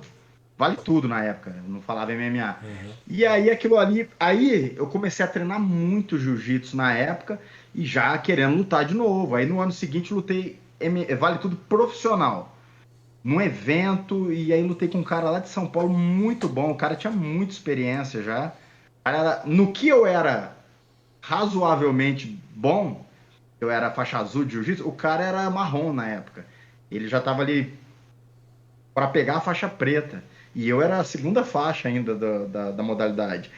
É onde eu poderia ganhar do cara, chama Marcos Babuino. Aí eu perdi pra esse cara. Então, assim, já foi na minha cabeça, já foi minha segunda derrota. Falei, nossa. Aí entrei em campeonato de judô, que meu treinador era professor de judô. Aí perdi também, porque no judô não tem graduação. Tem graduação, mas na competição, o branca luta com o preta, não tem Uhum. divisão por faixa, só por peso. Aí peguei um preto, o preto já me jogou no comecinho. Então eu perdi vamos pôr, minhas 4 primeiras competições, foi só couro. Só perdi. Só que foi muito bom isso pra mim. Que você vê um verdadeiro campeão, um verdadeiro lutador na derrota, não na vitória. É, com Porque na certeza. vitória, tudo é bom, todo mundo aplaude, todo mundo vai lá te dar parabéns. Na vitória é só oba-oba. Na derrota que você vê se é aquilo que você quer. Na derrota que você vê a força de vontade, a determinação do cara. É na derrota. O campeão, o lutador de verdade, ele é reconhecido na derrota, não na vitória. Na vitória é bom para todo mundo. Agora, na derrota que é difícil você pegar. E eu, todas as vezes que eu perdia, o meu treinador falava: Ó, segunda-feira você descansa, não vai treinar não. Na segunda-feira eu tava lá para treinar. Com o olho desse tamanho, roxo, inchado, tudo, o nariz torto, meu nariz quebrou quando eu comecei a competir. E eu tava lá para treinar. Então, assim, isso daí foi muito importante para mim. Eu comecei perdendo e fui indo. E detalhe, eu lutava contra o adversário e eu lutava contra um problema que eu tinha, um problema de saúde. Eu tinha esse problema de síndrome do pânico que eu ainda não tratava. Levou anos para eu pegar e abrir a cabeça e ir lá tratar, tomar o medicamento e tudo. E eu conseguia enfrentar o medo, o meu problema de saúde e o adversário e seguir lutando. E outra, perdia minha mãe, meu pai, meu irmão, na época eles falavam: "Ô, larga a mão disso. Você não serve para isso, já perdeu, você já viu." Eles ainda meio que me zoavam ainda na época. Só que eu falava pra eles: "Não, mas eu vou ficar bom, eu vou ficar bom." Eu tinha essa determinação. Tinha, não, eu tenho até hoje. Eu nunca tô satisfeito. Eu sempre quero fazer algo mais. Cara, que legal, velho. E quando. Agora eu quero saber, eu acho que é uma sensação, assim, toda sensação é gostosa, né? Eu acho que é interessante esse ponto de vista que realmente um campeão é feito da derrota, para ele chegar na verdadeira vitória, né? Porque se você começar por cima, você não dá, acho que, o valor necessário para a base, né? E a base sempre vai ser a base. Agora conta pra mim uma coisa, Paulo. O dia que você subiu no ringue, chegou lá, ou ringue, ou octógono, eu tô falando ringue só porque a gente tá falando de boxe, então vira tudo ringue pra mim. Mas no tatame e tudo mais. E foi aquela a tua vitória mesmo, a tua consagração ali. Como que foi isso aí? E quando foi? Você fala a primeira vez que eu venci no ringue, você fala? Isso, é. Foi a primeira vez que eu venci uma luta de MMA, que na época era Vale Tudo, foi em 2008, em novembro de 2008. Eu já estava com 3 anos de treino ali, diário. Eu treinava uma média aí, vamos pôr aí de 5 horas por dia. Que eu ia na época na academia do Yuri, tinha judô lá com o finado Rodrigo Zanetti. Lembra dele? Só de nome, não conheci. Então, o Rodrigo Zanetti dava aula de judô, eu ia lá fazer judô com ele. O meu treinador na época não tinha tempo para dar muita aula. Ele falou: "Ó, vai lá que lá tem um cara, faixa marrom de judô, vai lá que você treina com ele de manhã." Que eu queria ocupar o meu dia treinando. Eu trabalhei dos 13 anos aos 20. Comecei a trabalhar num supermercado quando eu tinha 13 anos. Então, desde os 13 anos eu tinha um emprego, ganhava um dinheiro e tal. Quando eu comecei a competir no esporte, eu parei de trabalhar. Eu falei assim, eu não preciso de luxo, eu não preciso de carro, eu não preciso de gasolina, eu não preciso de nada. Eu só preciso de um lugar para morar. Eu falei pro meu pai e pra minha mãe na época, eu posso morar aqui? Vocês deixam eu comer aqui? Eu não quero trabalhar, eu quero só treinar. Todo mundo foi contra, acharam loucura. Você vai treinar, mas e aí? E eu entendia que era um investimento. Eu investi o meu tempo, mas que lá na frente eu ia ter um retorno, que é o retorno que eu tenho hoje, graças a Deus. Para mim, a luta era como uma faculdade. Então eu falei, eu vou dedicar, eu vou viver luta, eu vou respirar luta durante um tempo até começar a virar dinheiro. E começou, demorou. Eu fiquei uns 3 anos sem ter dinheiro para comprar uma bala. Eu não tinha dinheiro para comprar uma garrafinha de água para mim. Eu não tinha. E eu não pedia para minha família, porque como eles eram contra, eu não pedia para eles. Eu vivia sem ter nada, absolutamente nada. Eu treinava, aí às vezes ganhava um absoluto. Tem competição de jiu-jitsu que vale dinheiro, que você ganha no absoluto. MMA tinha muito poucos eventos na época e pagava muito pouco. Pagava R$ 50, R$ 100. Se você ganhasse a luta, se você perdesse, você não ganhava nada. Então era assim, era outra realidade. Patrocínio, então, nem pensar. Que era um esporte mal visto na época. Uhum. Era mal visto pela sociedade. Não era considerado um esporte como hoje em dia. Então, assim, foi uma época muito difícil. Muito difícil. E nessa época, eu fazia judô de manhã. Aí o Fabiano Ferreira vinha de Mococa dar aula de Muay Thai na academia do Ricardo. Eu fazia Muay Thai com ele. Aí eu fazia jiu-jitsu com o Alexandre Nielsen, que era um professor que vinha de Mococa para dar aula aqui de noite, e ainda tinha aula que eu que puxava o treino, que era de tarde, das 4 da tarde. Eu que puxava o treino com a galerinha aqui de São José. E aí eu treinava o dia inteiro, não tinha dinheiro para nada. E minha família, não, para com isso, e eu insistindo, eu insistindo. Aí depois de 3 anos levando essa vida, de não ter dinheiro para nada, e na época eu tava começando a namorar, a namorada queria sair e eu ficava com vergonha de sair porque eu não tinha dinheiro. Foi um caos na época. Só que eu fui persistente. E aí em 2008 teve um evento em Tambaú. O Fabiano organizou e ele chamou eu para lutar. Você quer lutar? Eu falei, não, quero sim. Aí fui lutar. Eu tinha perdido já aquelas 4 lutas, perdi no judô, perdi no jiu-jitsu, perdi no Vale Tudo clandestino, que foi na academia, perdi no Vale Tudo profissional, que foi a luta que eu falei. E aí eu falei, aí eu fui para essa luta. E foi lá em Tambaú, novembro de 2008. Começou a luta, o cara veio, pô, me deu um soco no olho. Eu nunca tomei um soco tão forte. E o cara era, assim, tinha pouca experiência, assim como eu, mas me deu um soco tão forte. Pegou no meu olho fechou na hora. Eu enxergava só com um, não enxergava com esse. Ficou desse tamanho, meu olho.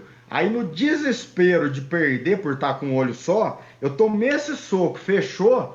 Falei, nossa, eu tenho que levar esse cara pro chão o mais rápido possível, porque se ele der no outro e fizer isso também, eu vou ficar cego na luta. Aí eu vou ter que fazer igual o Van Damme, mas o Van Damme era filme, não era de verdade. Verdade. Aí ele pegou com um olho só, eu peguei, já pulei na perna dele, levei ele pro chão e no chão eu dei uma chave de braço nele. Que nem era minha especialidade, não é até hoje. Foi por Deus, ele pegou, ele esticou o braço, na hora que eu montei nele. Eu falei, é braço, vai ter que levar. Aí fui, o cara não queria bater. O cara era do Kung Fu. O cara treinava na floresta, tinha uns treinamentos meio louco. E o cara era muito casca grossa. O cara não queria bater, quebrou o braço, cara. Eu falei, nossa, cara, não bate, meu Deus. E eu fui forçando. Aí quando eu senti na hora que amoleceu, assim, pra trás. Aí o juiz já veio interrompendo. Aí, inclusive, nessa hora eu comemorei de um jeito que veio a ser a minha comemoração que eu uso até hoje, que é dar tapa no tatame, no tablado, no ringue ou no octagon, eu dou tapa. Quando é jiu-jitsu, que é no tatame, eu dou esse tapa também. É uma comemoração que eu usei nesse primeiro dia, que foi uma forma de extravasar. Tipo assim, na hora que eu consegui aquela vitória, para mim foi uma coisa, uma sensação. Parecia que eu tava num filme, eu era o protagonista, o herói. Parecia que eu era um herói. A sensação que você tem quando você ganha uma competição é essa sensação, que você é o herói do filme. Você tá vivendo um filme e você é o herói, você é o mocinho e venceu o vilão. Não que alguém seja vilão, ninguém é vilão ali, é um esporte. Mas a sensação que dá é essa, do fim de um filme e você vencendo. Nossa, e aí eu dei aquele tapa ali como aquela sensação de tirar o mundo de cima de mim, que é uma pressão muito grande. Na hora que você entra para lutar, e como eu já dava aula, eu tinha uma pressão dupla. Eu tinha uma pressão como atleta e como professor. Que meus alunos esperavam bons resultados do professor. E eu estava querendo provar para eles que eu era um bom professor, um bom lutador. E qual a melhor forma de um professor se testar? Dentro de um ringue, lutando contra outro que também é professor, que também é lutador, você entendeu? Então, assim, é uma pressão muito grande. Então, naquela hora ali, igual eu te falei, eu era o herói ali. É aquela sensação de ser um herói. Eu lembro nesse dia, foi até engraçado. Eu peguei e fui embora para casa com o olho fechado. Cheguei em casa, acho que minha família estava viajando, eu estava sozinho na casa. É isso mesmo, eu estava sozinho. E eu falei, vou pedir um lanche. Aí pedi um lanche. Aí o motoboy que veio trazer, ele nem perguntou nada, ele viu eu com o olho fechado, ninguém conhecia eu, não sabia quem que eu era, nem nada, mas eu tava com aquele olho fechado e eu tinha poucos amigos na época, poucos amigos, poucas pessoas me conheciam, e eu queria dividir aquela sensação com alguém. O motoboy que chegou, eu falei pra ele, ô, você tá vendo meu olho? Eu lutei, eu fui campeão de vale tudo agora. Eu queria falar pra alguém. Na época, isso em 2008, acho que tinha Orkut na época, eu tinha 30 amigos no Orkut. Eu tinha uns 30 amigos no Orkut só. E ninguém sabia da minha existência. E eu queria dividir com alguém, eu queria falar pra alguém. Aí eu falei, fui campeão. Aí o cara nem deu muita bola, acho que o cara nem acreditou. Mas aí o cara pegou e falou, legal, legal. E foi essa a sensação. Eu não conseguia dormir nesse dia. Eu ficava lembrando e não conseguia dormir. Falei, nossa, que da hora. Quando eu venci isso daí, eu comecei a treinar mais ainda, que eu meio que viciei naquela sensação da vitória. Eu já estava gostando de competir. Mesmo perdendo, eu falei, nossa, que da hora que é ser o protagonista de algo, que eu nunca fui protagonista de nada. Quando eu jogava futebol, eu era só mais um. Na escola, eu era invisível. Na escola, eu era aquele moleque tímido, que as pessoas estudavam comigo 10 anos e não sabia meu nome. Entendeu? E de repente, você está num evento e você é, entre aspas, a estrela do evento. Todo mundo tá te assistindo. Então eu deixei de ser aquele. Eu era um cara invisível para as pessoas e tava tudo bem para mim na época, que eu era super inseguro e tímido. E eu passei a ser uma pessoa que estava sendo vista, de certa forma sendo respeitada por alguns já. Então isso daí era uma coisa assim fantástica. De repente eu falei, pô, eu existo. Eu existo. Entendeu? Que eu passei anos não existindo. Isso na minha cabeça. Devido ao meu comportamento. Perante todos esses problemas que eu tive na infância e adolescência. Então, de repente, eu falei, pô, eu existo. Falou meu nome lá para eu entrar no ringue. Todo mundo aplaudiu na hora que eu ganhei. Então, a primeira coisa que veio em mim é essa frase que eu tô te falando. Eu existo. Eu existo. Você entendeu? Então, isso daí foi muito da hora. E aí eu viciei nessa sensação. E o que eu fiz com esse vício? Eu passei a treinar mais e mais e mais, tanto que eu cheguei a me machucar por treinar demais. Eu treinava muito e o meu corpo não suportava aquilo. Hoje, menos ainda, porque eu tô ficando velho. Mas na época eu era novo, mas eu forçava muito a máquina. E na primeira luta que eu perdi, porque o cara me bateu muito, de lá pra cá eu comecei um treinamento meio suicida. Eu punha todo mundo para me bater todo dia. Todo dia eu pegava os alunos, eu não podia bater neles porque eles eram iniciantes. Eu punha eles para me bater. E eu ficar só tomando para eu absorver pancada. Uma cabeça, uma loucura. Só que na época eu pensava que cada vez eu ia ficar mais forte tomando pancada na cabeça. É uma coisa assim, ó. Você fica mais forte mentalmente. De falar, pô, eu aguento. Eu não tenho medo da pancada. Eu fiquei muito tolerante à dor, ao medo. Eu comecei a ficar confortável no desconforto. Eu comecei a ficar confortável no inferno, vamos dizer assim. Por quê? Todo dia eu punha todo mundo. Meu nariz era muito grande. Ele ficou meio amassadinho assim, ó. De quebrar, quebrou. Não quebrou uma vez, quebrou várias vezes. E eu passei a ficar tolerante à dor. Ele sangrava todo dia. Hoje nem sangra, meu nariz nem sangra. Porque deve ter secado os vasos, que cortava vaso todo dia. Então hoje nem sangra, nem nas lutas ele não sangra. É raro ele sangrar. Mas eu judiava da minha carcaça o máximo que eu podia. Eu pegava a máquina, que é o meu corpo, e judiava o máximo para ver se eu ia ficar mais forte. Eu tinha essa cabeça, na época, era uma época que eu estava começando a estudar, a ler sobre fisiologia, sobre treinamento e tudo mais, então eu não sabia o que eu estava fazendo. Olha que loucura. Como meu treinador deixava eu comandando o treino, eu não fazia isso com os outros, mas fazia isso comigo, porque eu queria ficar cada vez mais forte.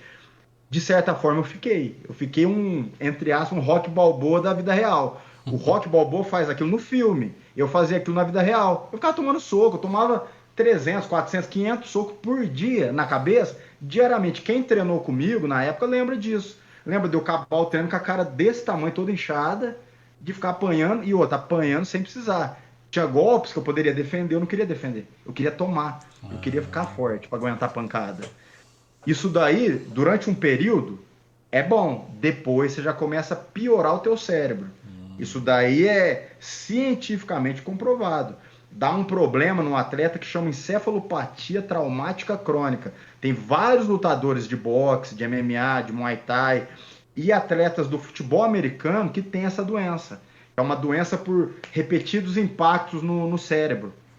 Tem até um filme, Um Homem Entre os Gigantes, é um filme com Will Smith, que fala sobre essa doença, que é o médico que descobriu essa doença no futebol americano, que até então chamava de demência pugilística, que era uma doença típica de boxeador.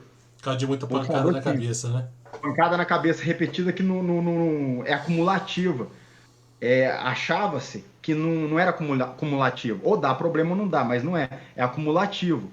Isso não quer dizer que todo boxeador, todo lutador vai ter isso. É uma parcela pequena de pessoas que tem. Se eu não me engano, o Maguila tem isso, não tem?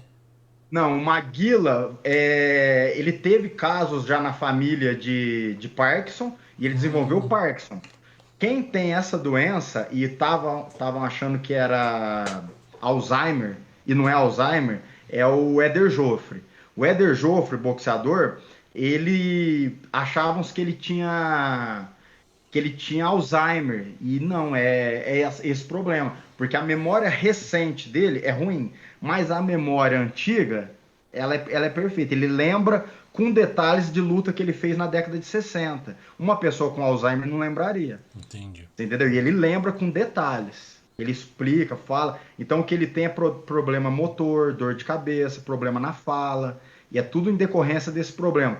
E que fique bem claro que não é um problema assim, todo lutador vai ter. Se o lutador fizer um treinamento inteligente, igual é feito hoje em dia, ele não vai ter. Dá para fazer um treinamento protegendo, fazendo pouco sparring. Sparring é o treinamento real, onde um luta com o outro no treino. Eu faço isso daí só quando eu tenho luta marcada. Eu tomo pancada forte na cabeça só quando eu tenho luta marcada e eu faço, vamos pôr, umas 5, 6 sessões de sparring para aquela luta. Eu não faço muito.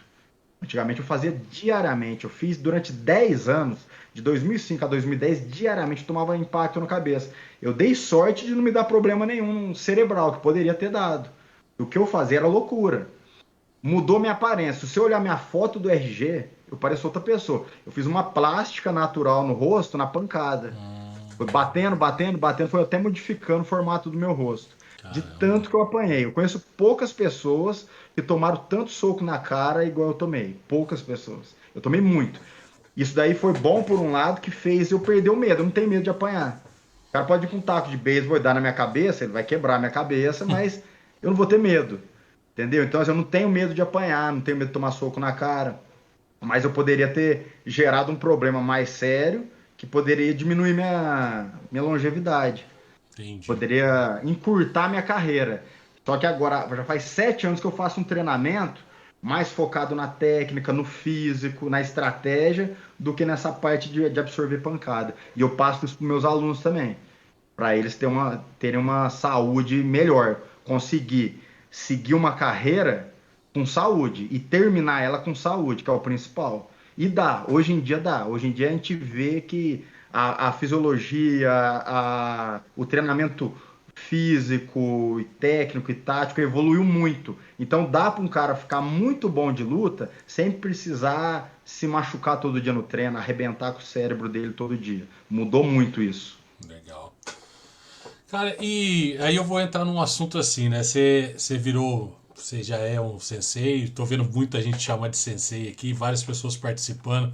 Acho que isso é muito legal, né? Um reconhecem e tudo abraço para mais. todo mundo que tá assistindo Aqui, aí. ó. Obrigado aí, galera. Rubinho Lobato, o Agente Xavier aqui, o André Francisco, a Carol Moraes. Carol Moraes, um abraço, faz tempo que eu não converso com ela também. O Você André conhece Luiz, ela? conheço, ela foi a fotógrafa do meu casamento, cara. Vê lá. Cobrou É. caro, né? É careira. Já tirou foto pra mim, ela é careira. Ó, o Bruno Scarpel, o Leonardo Locatelli aqui, que a gente estava falando sobre ele. O André Francisco também está aqui, ó. O Otávio Luvisário. Né? O André Luiz até escreveu aqui, ó. Salve, Meção.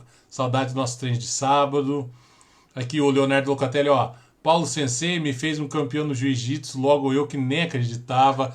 Eu acho que é muito legal isso, Um porque. abraço, deixa eu mandar um abraço para todos aí. Manda aí, manda um abraço para todo Pessoal, eu mundo. não, vou- eu não vou falar nome para não esquecer ninguém, mas um abraço a todos aí. Obrigado por estarem assistindo. Obrigado mesmo. Valeu, galera, pela moral. Isso aí, cara. Mas é muito legal isso que você fala, que é interessante a gente acompanhar a tua história, desde a época lá que você contou de todo aquele problema de timidez e medo e tudo mais. E hoje, cara, você está inspirando um monte de gente. Entendeu? Hoje você está dando uma palestra sobre a sua vida, né? Que de repente, às vezes a gente pode chegar a se vitimizar um pouco, mas eu tal. Mas quando a gente progride, a gente sabe que aquele eu ficou para trás e agora somos outra pessoa, evoluímos nisso tudo. Então é muito legal ver isso, cara. Sabe? Muito, Muito muito. legal ver esse tipo de reconhecimento, né? Que começou. Realmente eu imagino a tua sensação de ter ganho aquela tua primeira luta. E, cara, né? Pra quem que eu vou falar? Porque eu acho que você vai concordar comigo numa coisa. Por mais que a luta seja uma coisa. Que uma luta realmente é uma coisa. Sim, é você e o teu adversário só. Não tem ninguém te ajudando ali, não é que nem você citou o exemplo, um vôlei, um futebol que alguém vai te passar a bola e na hora que você vê que você tá com algum problema, você passa para alguém e ajuda. Ali é você e você, cara. É você, sua confiança, seu treinamento. Mas na hora que você finaliza, né? Na hora que você termina a luta, principalmente quando na hora que você é campeão, e até mesmo na hora que você perde, você precisa de gente pra comemorar ou pra alguém falar, cara, eu sei onde você tá errando, na próxima você não erra mais. Porque a gente Tudo na sozinho, vida, né? Tudo na ó, vida tem que ser tudo comemorado com muita gente, cara. compartilhado. Exatamente. Tem que compartilhar tristeza, alegria. Você vê, eu na época eu tinha poucos amigos. Os poucos amigos que eu tinha na época, eles estavam comigo lá na luta. Então eles já tinham visto. Então eu liguei lá para pedir um lanche. Eu liguei porque eu pedi o lanche com o dinheiro da bolsa que eu ganhei da luta. Inclusive uma história interessante, ó. Essa luta lá em Tambaú, eu e um ex-aluno meu, chama José Ricardo Morgan. Ele tem academia aqui hoje em dia. Ele, faixa preta hoje em dia, eu que graduei ele. Na época ele era faixa branca, eu era faixa roxa. E eu queria que ele lutasse MMA, que ele era muito bom e tal, e eu fechei uma luta pra ele. O sonho dele era lutar MMA. Só que aí no dia do evento, o promotor do evento falou assim pra mim: ô Paulo, eu não vou ter dinheiro pra pagar a bolsa pra luta do Zé. O promotor falou: vou ter dinheiro pra pagar só a tua bolsa. Eu falei: nossa, mas se não pagar, ele não vai querer lutar, porque eu já falei pra ele que queria ganhar uma graninha. Aí o cara propôs assim pra mim: uai, dá um pouco do dinheiro da tua bolsa pra ele. Na época eu fiz isso. Já era uma mixaria a bolsa, era R$ 150 pro campeão. Eu pensei assim: se eu ganhar, eu divido isso com o Zé. E eu dividi na época. Só pro Zé lutar. E o Zé ganhou também no dia. E aí eu dei R$ 75 pra ele. Eu fiquei com 75 e ele com 75 foi o dia que eu pedi o lanche. Na época eu pedi o lanche com esse dinheiro. E eu queria que ele realizasse o sonho dele de lutar. Na época o sonho dele era um molecão. Ele devia ter 17 anos, 16. Precisou até de autorização para ele lutar na época. E ele. Era o sonho dele, ele se dedicava muito na época. E aí eu falei: não, não vai cancelar a luta dele, não. Eu treinou pra caramba pra lutar. Eu tirei da minha bolsa pra dar pra ele na época. E aí fui embora pra casa. Aí no Orkut eu tinha 30 amigos. Eu falei assim: nossa, preciso compartilhar com alguém. Eu quero falar pra alguém. Minha família tinha viajado. E aí eu peguei e falei: vou pedir um lanche. O motoboy que vier, eu vou alugar ele, vou ficar falando. Nem deu muita bola pra mim. Mas tudo na vida a gente precisa compartilhar pra valer a pena. O conhecimento que eu adquiri nesses anos de carreira, eu gosto de passar ele à frente, passar para alunos, passar para alunos que são futuros professores. e passar num bate-papo que eu tô tendo com você, que outras pessoas podem ver isso e levar isso para a vida. Talvez não no esporte, mas para a vida pessoal. Cara, esse ponto, realmente. A palavra é compartilhar. Porque aí a gente se sente realizado. Ninguém se Sim, realiza sozinho, né? de Tudo jeito bem, nenhum. né? Que nem você falou, a luta é você e você. É uma coisa muito ali particular mesmo. É a tua Sim, técnica versus a técnica do outro. E um dos dois vai vencer. Isso é fato. Então, quer dizer, você não tem ali, "Pô, cara, será que eu posso, sei lá, vir correndo, o cara me segura?" Não existe isso, é você e você. E na hora que tudo termina, cara, é aí que a alegria vem. E eu acho que é muito interessante, porque a vida é isso também, é sim, compartilhar. Que nem você falou que você tem uma filha legal, que é até legal, interessante falar sobre isso, que você leva ela pra luta também desde pequeno. É um compartilhamento, cara, sabe? sim. É olhar pra ela e falar, velho, olha só, a parte de mim tá ali, ó.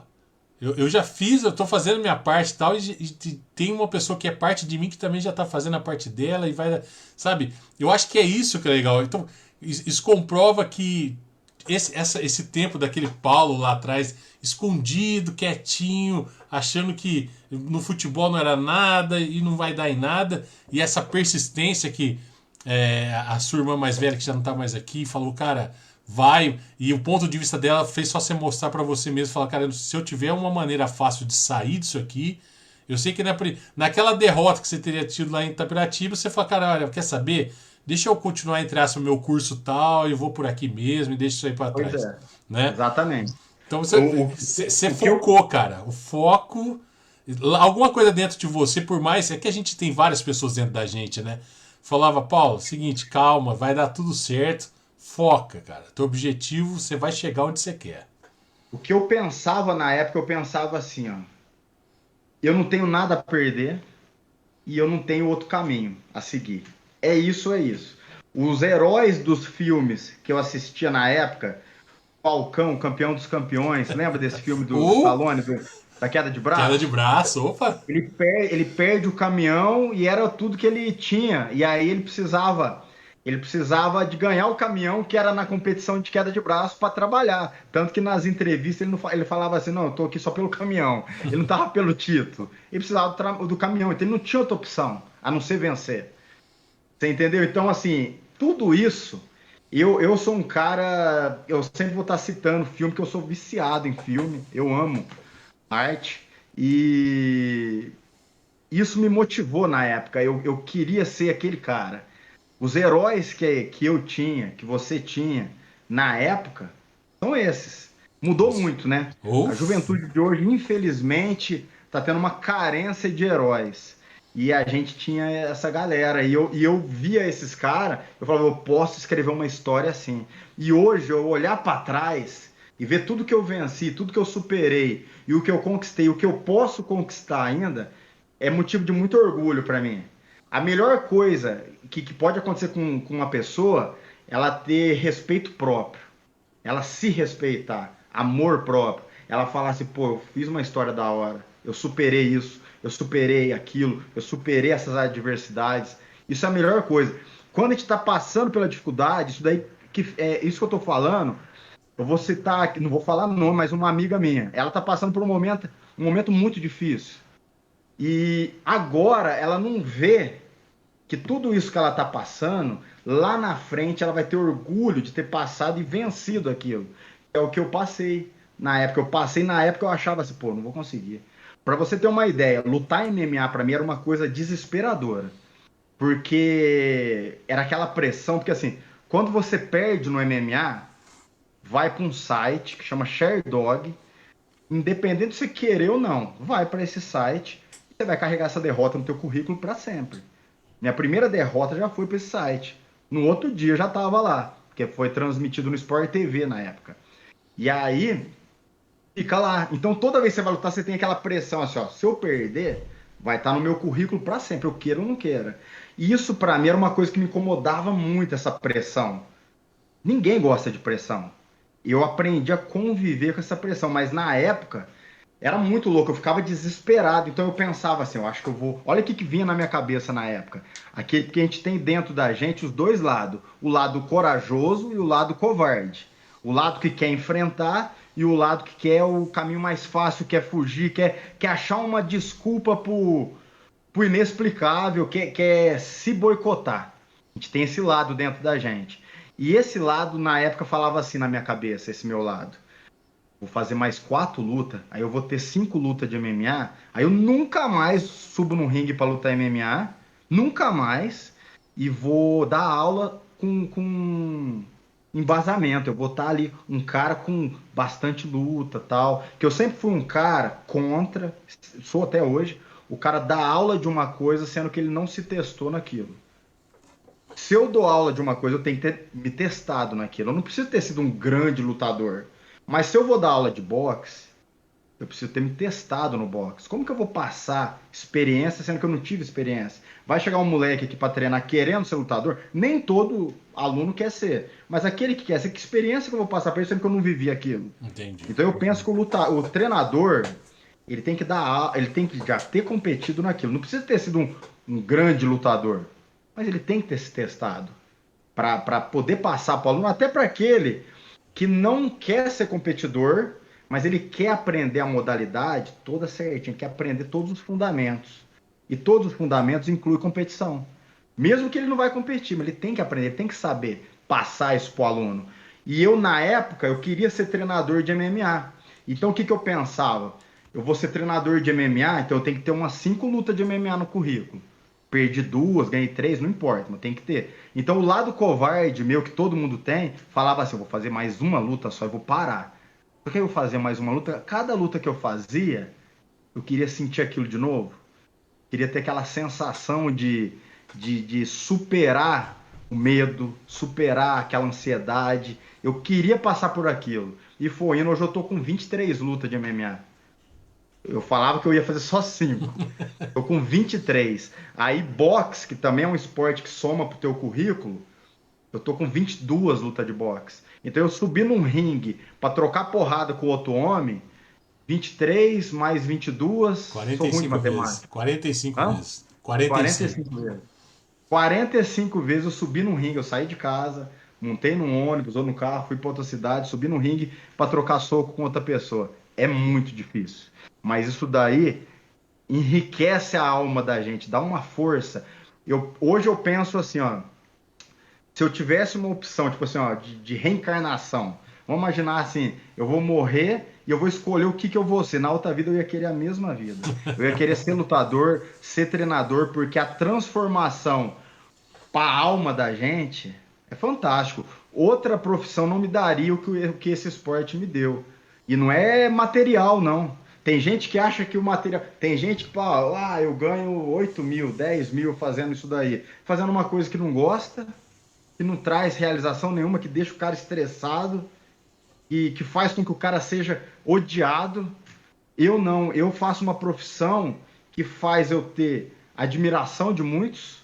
Tem muitos que admiram, que se espelham em mim. Isso é muito da hora, não tem preço. Isso daí é uma coisa que não tem preço. Faço o que eu gosto, todo dia eu vou pra academia, feliz da vida. Não tem um dia que eu vou pra academia, ai, nossa, que estresse, vou dar aula. Não, eu vou todo dia feliz.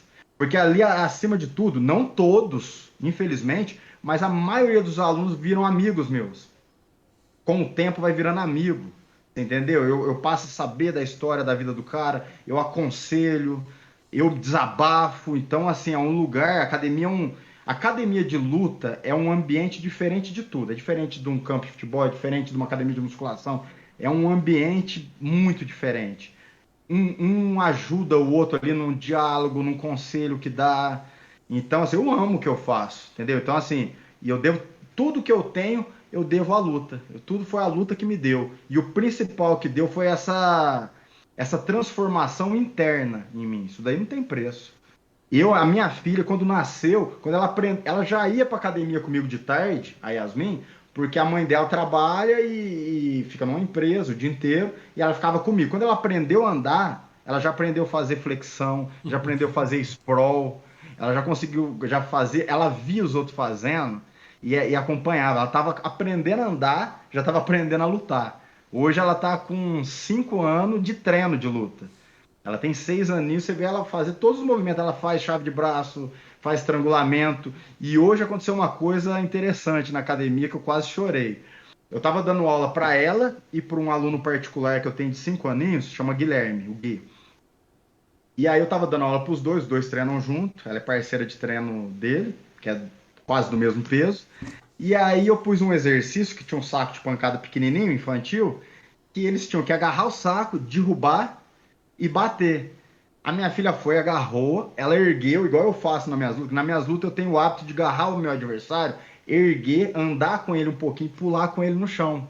Eu gosto de dar esse tipo de queda, porque além de ser bonito pro público, quem vê acha o máximo, a torcida adora. Eu gosto desse lado do show da luta também, de fazer um movimento plástico, bonito para agradar a torcida. Eu poderia só agarrar a perna e derrubar, mas eu gosto de erguer, eu dou uma andadinha com o cara aqui e pulo com o cara no chão. Várias lutas eu já fiz isso. Quando eu consigo, eu faço. Tem vezes que não dá certo, mas geralmente tem dado. E aí a minha filha pegou o saco de pancada hoje, fez isso, derrubou o saco, montou, começou a bater, mas era um treinamento. Ela saiu pro lado e comemorou igual eu, assim, dando tapa no chão. Eu falei, o que você tá fazendo? Eu falei pra ela. Aí ela falou assim, eu tô fazendo igual você, papai, você comemora assim. Você ganha a luta e dá esses tapas no chão. Ela fez igualzinho, eu quase chorei na hora que ela fez. Legal, Porque eu não pedi pra ela fazer. Ela assiste minhas lutas, ela entra no YouTube e assiste. Ela fica vendo luta de WWE, vê aqueles vídeos de criança também, mas vê minhas lutas. Ela aprendeu a escrever agora, juntar as letras, e aí ela coloca o meu nome lá e vê minhas lutas. E aí ela, você vê, ela copiando eu, uma coisa que ela viu. O menininho a seguir, ele entrou hoje no octagon e falou assim, ô tio, eu quero treinar, mas eu quero fazer igual você faz. Ele assistiu minha última luta, que foi há 3 semanas atrás, aí ele falou assim, eu quero entrar no octagon, no ringue. Falei, tá bom. Aí eu fiquei esperando, aí ele veio andando. Na hora que ele foi entrar no octagon, ele pôs o pé direito primeiro, pôs a mão e fez assim, igual eu faço, eu tenho esse ritual que eu faço que é pedindo força para Deus, para eu conseguir vencer aquela luta. Eu sempre faço isso. E aí ele fez igualzinho ele pegou, entrou e fez assim. Eu falei, o que você tá fazendo? Ele, eu vi na tua luta que você faz isso. Ele nem sabe o porquê que eu faço, mas ele estava fazendo. Então, você servir de exemplo para criança ou até mesmo para o adulto, ele se inspirar em você, é uma coisa que não tem preço. É uma responsabilidade que você tem, porque quando a pessoa se inspira em você, ao mesmo tempo que é um prazer, é uma responsabilidade. Com certeza. Mas, assim, é uma coisa, assim, muito gratificante. Cara, que legal. São sensações, né, cara? A gente é feito de Sim. sensações. E são as sensações que levam as lembranças e querer, que nem você falou, repetir essas sensações, né, cara? Sim. Pô, que legal. Paulo, velho, cara, tem muita coisa pra gente conversar. Eu tenho certeza que a gente vai poder ter uma segunda oportunidade de se falar mais. Eu já te conhecia digitalmente, podemos se dizer assim, e já admirava muito isso, mas eu não tinha, eu acho que 5% da noção de tudo isso que você me falou aqui. E Sim. normalmente o João não tá aqui hoje, mas ele sabe que eu sou um cara que fala, às vezes até mais do que quem tá o convidado aqui. Mas tinha tanta coisa interessante para me escutar você falar que eu falei, cara, eu acho que hoje tá na hora de eu escutar. E eu acho que todas essas fases, né? E eu acho muito legal isso, porque você acabou falando de. Nunca imaginei que você ia falar de filme aqui, uma coisa que eu adoro também.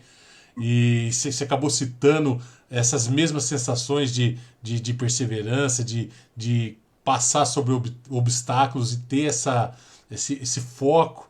Que eu falei, cara, olha só, tudo que eu assisti, você foi dando exemplo aí e falando da sua vida, eu falei, caramba, dá um grande roteiro aí pra gente ter o nosso grande atleta aqui em São José. E a única coisa que eu falo pra você, cara, por mais pouco que eu tenha o conhecimento de ter participado de ter feito luta, mas o que é muito mais legal é saber que hoje, eu não te conheci na época que você era uma pessoa calada e tudo mais, e hoje você dando palestra, você até falou assim, cara, eu acho que hoje eu tô falando melhor, velho. Eu acho que hoje você tá conseguindo passar tudo o que você aconteceu com você para que não aconteça o ruim para ninguém. Então eu acho que Sim. realmente a palavra muito forte é que quando você vira o espelho de alguém, a tua responsabilidade aumenta mais ainda, né? Que quando você é desconhecido, você faz alguma coisa errada, ninguém vai fazer um comparativo. Ah, mas é só o Paulo. Hoje não. Hoje, o que aconteceu? Não, é o Paulo Surian, cara. Então você tem toda uma bagagem que te faz ter, tipo assim, manter e melhorar cada vez mais. Então eu acho que esse exemplo, você vê, quando uma criança repete uma coisa sem inconscientemente saber o que está acontecendo, é porque ela sabe que aquilo é certo. Sim. Entendeu? Então é aquele negócio que nem você falou, quanto mais espelho para as pessoas, maior o grau de responsabilidade. Então eu espero muito ter mais uma oportunidade de conversar com você. Tem muita coisa legal para falar. A gente vai falar agora. Eu quero que você deixe o endereço, o telefone da sua academia, que é muito importante. Para as pessoas que ainda não conhecem você, vão lá bater um papo, né, para conversar, para começar a treinar. E a única coisa que eu queria falar para você, cara, é muito obrigado. Que história, cara, legal. Eu acho que faz toda a diferença disso. Eu sei que o pessoal da Norte está preparando aí um grande filme sobre a sua história, que eu espero ter a oportunidade de assistir também, que eu acho que é muito legal. Quando você conhece a pessoa de longe, através de fatos isolados, postou isso, postou aquilo, você tem uma noção. Mas quando você conversa com a pessoa e realmente conhece ela, você fala, cara, pô, sabe, que contexto, que legal essas coisas acontecerem. Então eu queria E esse mais uma vez agradecer muito essa oportunidade. Gostaria de já deixar aqui um convite em aberto para a gente conversar mais, sabe? Quando sair esse teu filme, a gente falar sobre ele, contar muito mais da sua história, que eu acho que isso vai ser muito legal e interessante. E para todo mundo que está escutando e assistindo, passar isso para frente. E quem acha que a gente precisa de pessoas de fora daqui para ser exemplo, para tipo assim, compartilhar só as coisas de fora daqui, vamos trazer para perto da gente. Trazer as pessoas certas para fazer que tudo aconteça aqui. Porque por mais que a gente goste de muita coisa do mundo, do país, as coisas começam a acontecer perto da sua casa, cara. Isso é fato, sabe? Isso é fato. Então, muito obrigado por esse tempo, cara, precioso, né? Que é muito legal você ter disponibilizado esse tempo para falar, não, eu quero conversar com vocês e tudo mais. E agradecer, cara. Agora eu quero que você, além de tudo, também deixe o telefone, o endereço da sua academia, porque eu sei que a gente vai ter uma continuação desse bate-papo aqui. A gente tem que falar de muito de Ok. É um patrocínio, prazer. como tem muita coisa legal isso aqui. Eu achei que a gente ia falar do hoje, mas para chegar ao hoje a história foi recheada de emoção, cara. Pois Obrigado é. mesmo. Pô, eu que agradeço. Para mim foi um prazer. E eu queria agradecer os patrocinadores, posso? Boa, claro, fica à vontade. Ó, essa última competição minha, eu tive o patrocínio da Íntegra Engenharia e Construção, do Prático Sabor, Gustavo, a Clínica Revitale, a Pro Fitness Academia, Rádio Difusora, a José Orlando Veículos, a Agape Nutrition, Hidrata Farma, LFR Consultoria, Garagem Ribeiro, Padaria São Francisco, Mac Poços Artesianos e Carlos Edgar. E a Norte que a gente se conheceu quando vieram atrás de mim querendo produzir um filme. Eu não conhecia o Léo ainda, conhecia só o Brunão. E aí, na época, eles vieram com essa ideia de fazer o filme, tudo.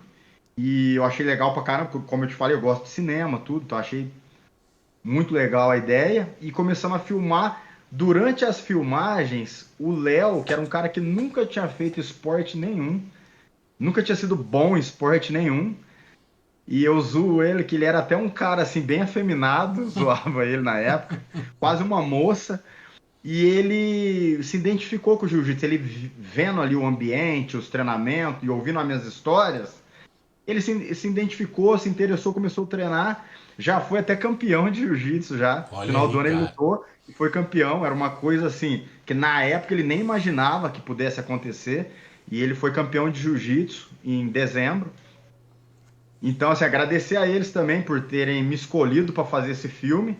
Hoje ele é meu aluno, ele é meu amigo pessoal, mas na época não era. E dentre tantos atletas que tem na cidade, me escolher para fazer o filme, para mim, bicho, ainda mais eu sendo um fã de cinema, poder É. assistir um documentário falando sobre a minha vida, foi fantástico. Então, agradecer a ele desde já. E eu queria falar aqui do Edgar, do Carlos Vai Edgar, lá. que ele é um cara que me patrocinou a primeira vez em 2000. 2019, é um cara que acreditou muito em mim. E São José precisa de outros empresários como ele, que apoiam o esporte, que apoiam o atleta. Se cada empresário pegasse um atleta de algum esporte, fala, pô, vou acreditar nesse cara. E ele já me patrocina desde 2019. Durante um tempo antes da pandemia, me patrocinou mensal. Hoje em dia ele patrocina cada competição que eu vou, ele me ajuda. Já ganhamos muito título junto, eu e o Carlos Edgar. Então, assim, agradecer muito a ele, agradecer a Hidrata Pharma, o, o Duda, porque acabou de fechar comigo uma parceria, a Agape Nutrition, que é dele também, que faz o Whey Protein, faz vários tipos de suplemento.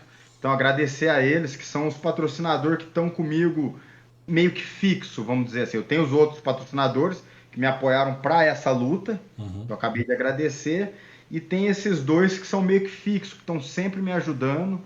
A Hidrata Pharma, que me fornece tudo que eu preciso em suplemento, vitaminas, todos os meses. A MAC Poços Artesianos, que é de um aluno meu, do China, que também tem me ajudado sempre também. E todos aqueles que eu citei aqui. Agradecer muito a eles. Muito obrigado. São José do Rio Pardo precisa de mais empresários como eles, que apoiam o esporte, o esportista, que é muito difícil continuar no esporte sem esse apoio. Eu fiquei durante muitos anos, vamos pôr aí, mais de 10 anos sem ter apoio nenhum. O que eu tive ali, eu não tinha dinheiro, era perseverança ali. Ia ali batalhando para conseguir competir, mas era muito difícil. Igual eu, muitos que eram até melhores que eu como atleta desistiram no meio do caminho. Eu não ligava de ficar sem dinheiro, eu não ligava de ficar sem grana, entendeu? Sem competir. Muitas vezes eu ficava sem competir porque não tinha dinheiro para pagar o ônibus para ir, não tinha dinheiro para pagar a taxa de inscrição. Então eu deixei de lutar muitas vezes por conta disso. Então, assim, as empresas riopardenses não deveriam apoiar mais. Já melhorou bastante, mas vamos supor, melhorou para mim.